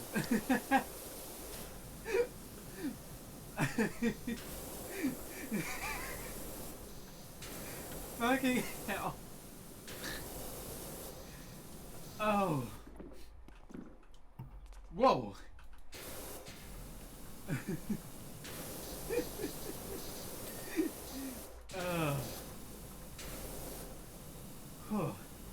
I think it seems more practical with finicky. Oh my God. It was like, huh? Bloody Mary, huh? Oh, whatever, fuck. What the fuck? He's just like, come to the mirror, like, the fuck, get out of here! God! Ow, my stomach. More like push her like put her hand on her face, just push her back in there. Or maybe he just accepts his fate. It's like, oh, okay.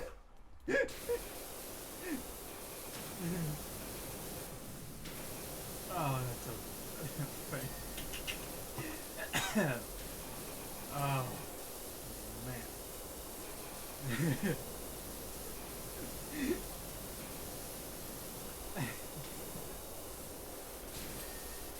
Oh. Whoa.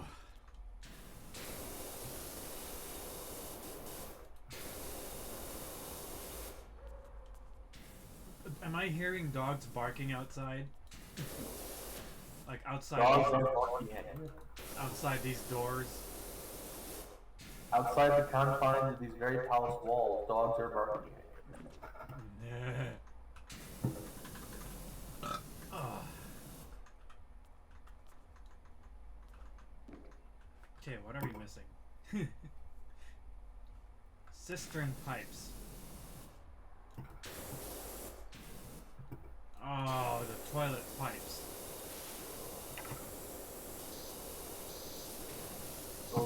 Versus toilet pipes right there.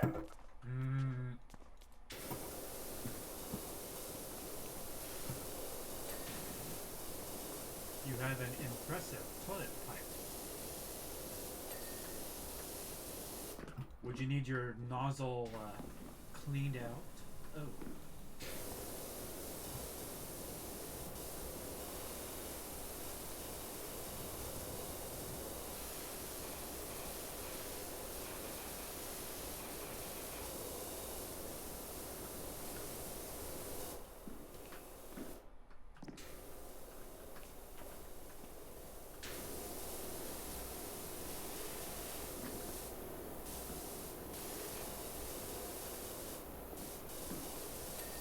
Ah! Cistern pipe number 2 cleaned. Oh, the sink. The sink heads. It's just outside, isn't it? Same thing outside. Oh, the sink bowls.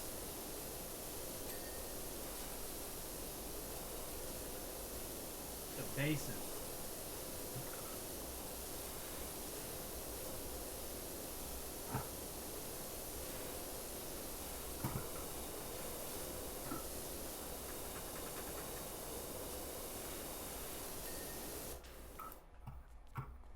Oh, this one's clean. Nice.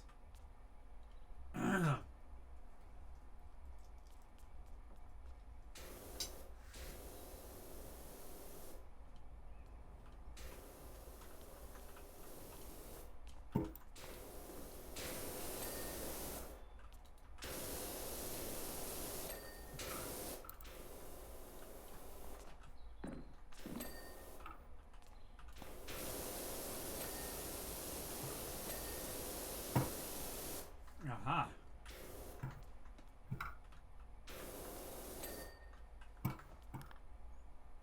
Two more cistern pipes. Oh.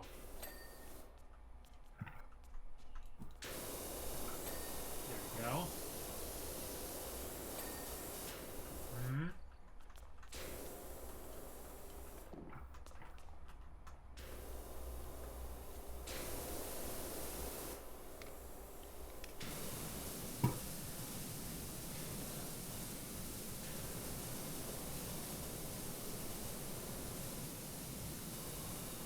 Door hinge. Door hinge.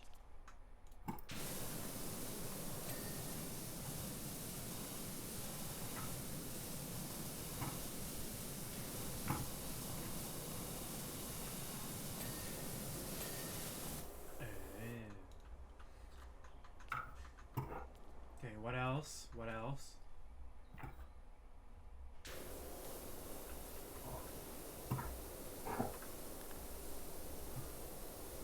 Cubicle door frames. Cubicle walls.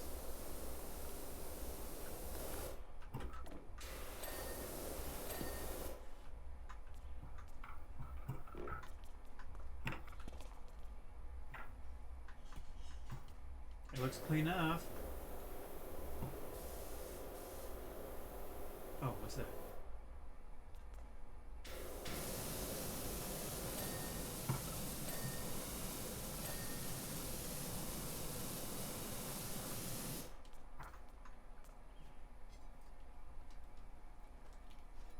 Light switches. Heck.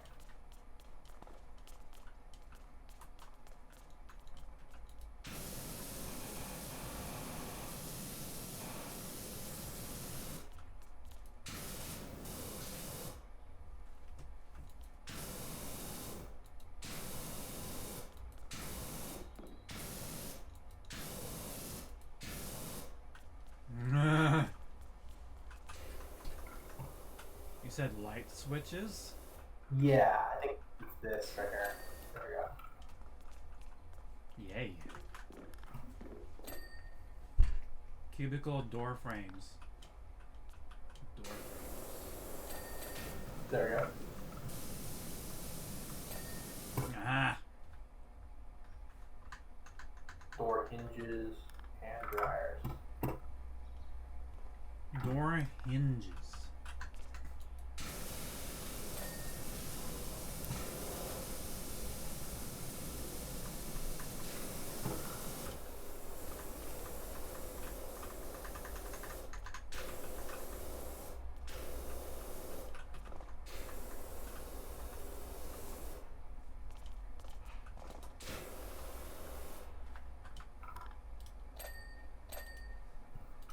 Cubicle door frames.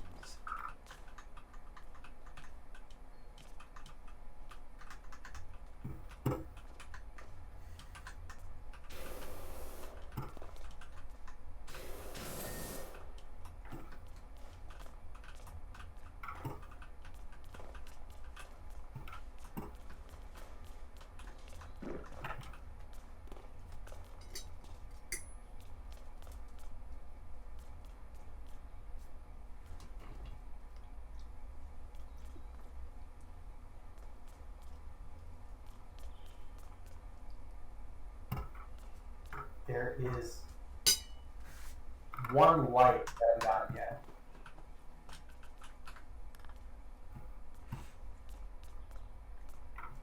We have 3 more cubicle walls? Damn. Oh god, there was a cubicle light I haven't been able to figure out. It's really weird. Cubicle walls? Oh no. Which one of you is still dirty?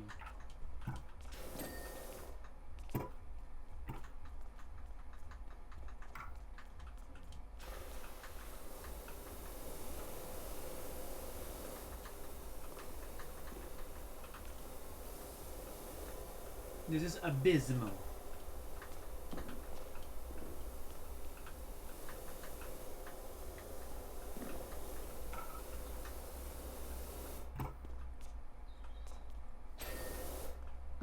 Oh my god.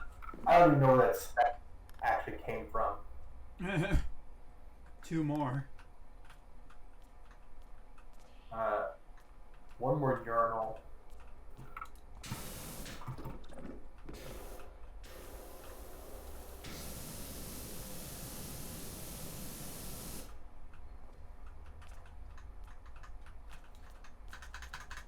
Oh, this is so satisfying. Lol.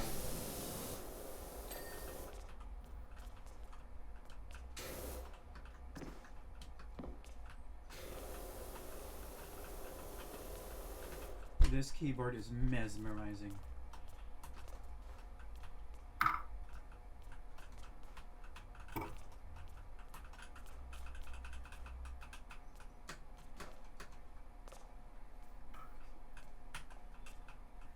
Hunter, I think you might like this keyboard. It has a good thok to it. Good thok. Nice thok is always good. Mm-hmm.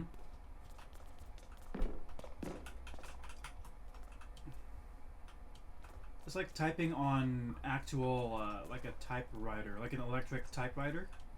That kind of thok. Right. It's so orgasmic. I actually like it.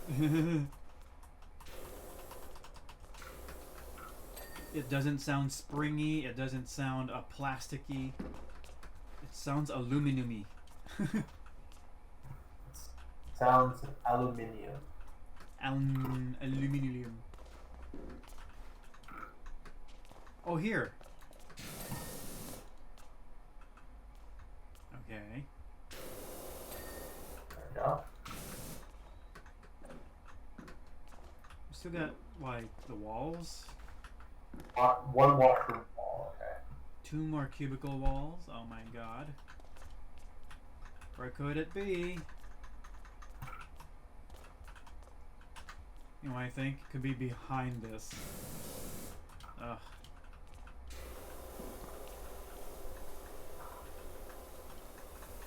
Oh, this sucks.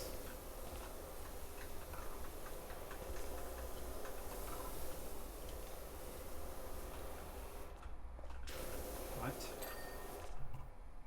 Okay. Where are them walls? Oh, this sucks. Oh no, I hate this. The lighting is so bright you could barely see a speck.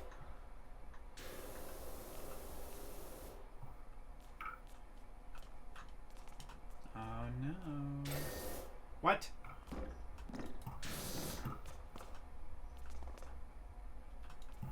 You got the gnome out. Yeah, just press F on him and then you can pick him up and put him down. F? What the? Yeah, F. The freak? Ew.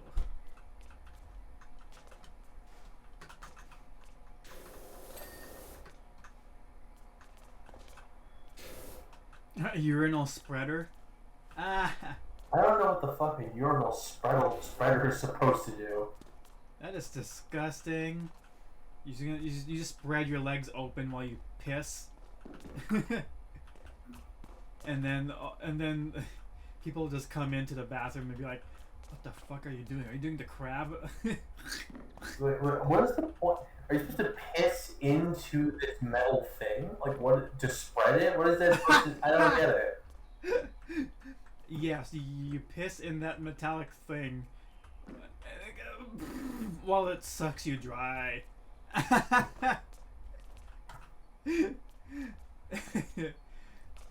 Damn, UK, you scary. I'm trying to look for the other two cubicle walls. There's literally a limited amount of cubicle walls that can be. There's only 4. There's only 4, yeah. Where could the spec... I'm seeing like no evidence of anything else. I can't find anything on like behind the toilet thing. The cistern.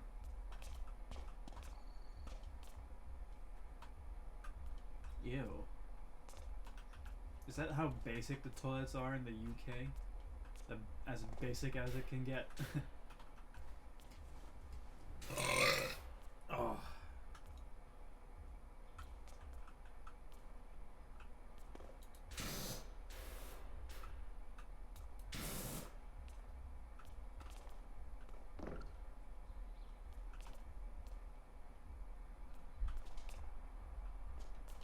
I don't know. Cubicle walls. Wait, this one. Oh, this one? You see it? Oh. Yeah, I see it. So where's that little speck?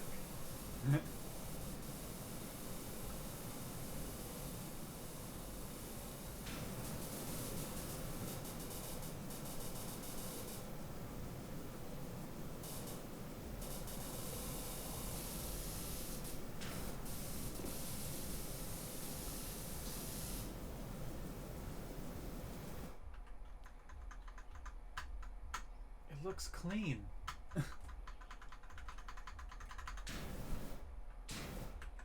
What?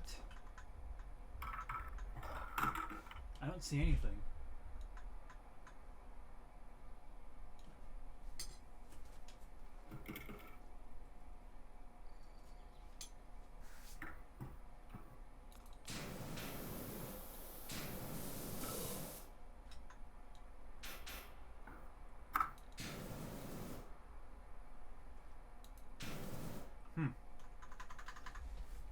Beats me.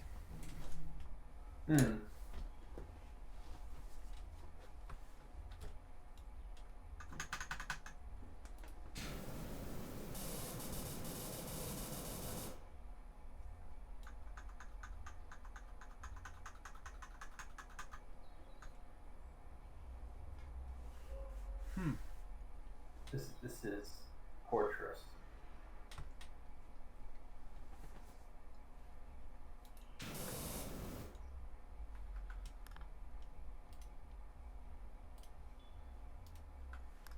This is stupid.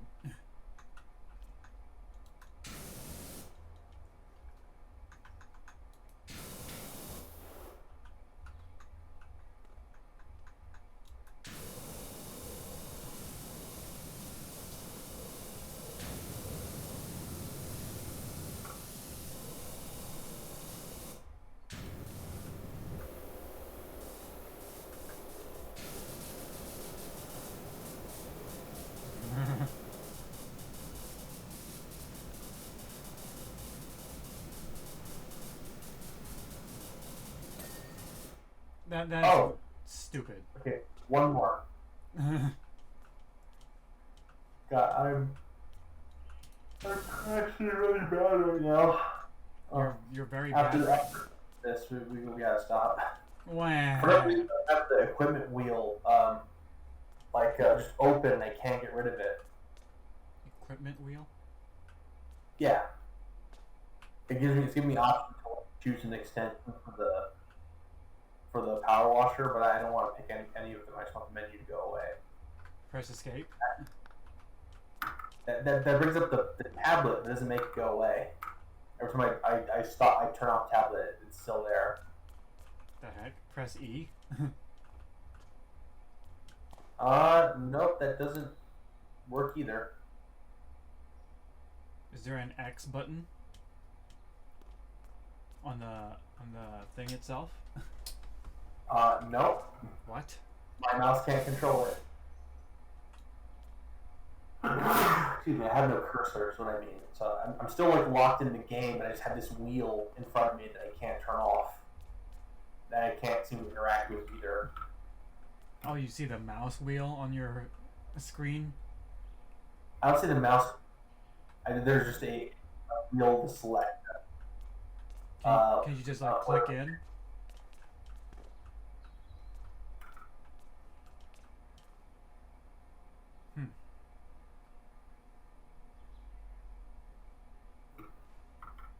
I'm like literally pressing that button right now. Oh, there's one of the number keys. Okay. Oh, here's the cubicle wall. Oh. Oh, this thing? Okay. There. It was a tiny corner, like around this little bed. Oh my god. That is very dumb.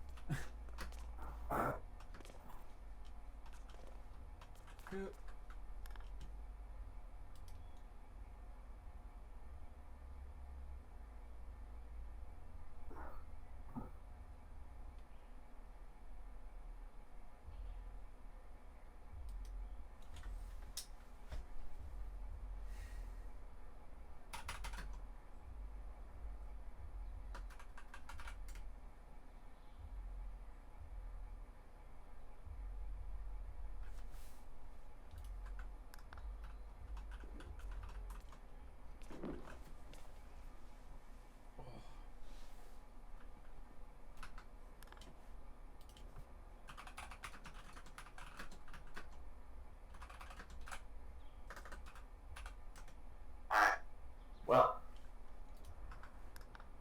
I'm about 1,000 short of getting the new power washer, so I'm going to quit. No. Yeah, it's almost 2 o'clock, 2 in the morning where I'm at. I'm very tired. I need to go to sleep. All right, that was pretty fun. Anyways, Tomorrow? Yes, tomorrow. Yay! Right, yay! I'll see you tomorrow. Tomorrow night. Yep. Yes, All right. right. Till then. Till then. Bye.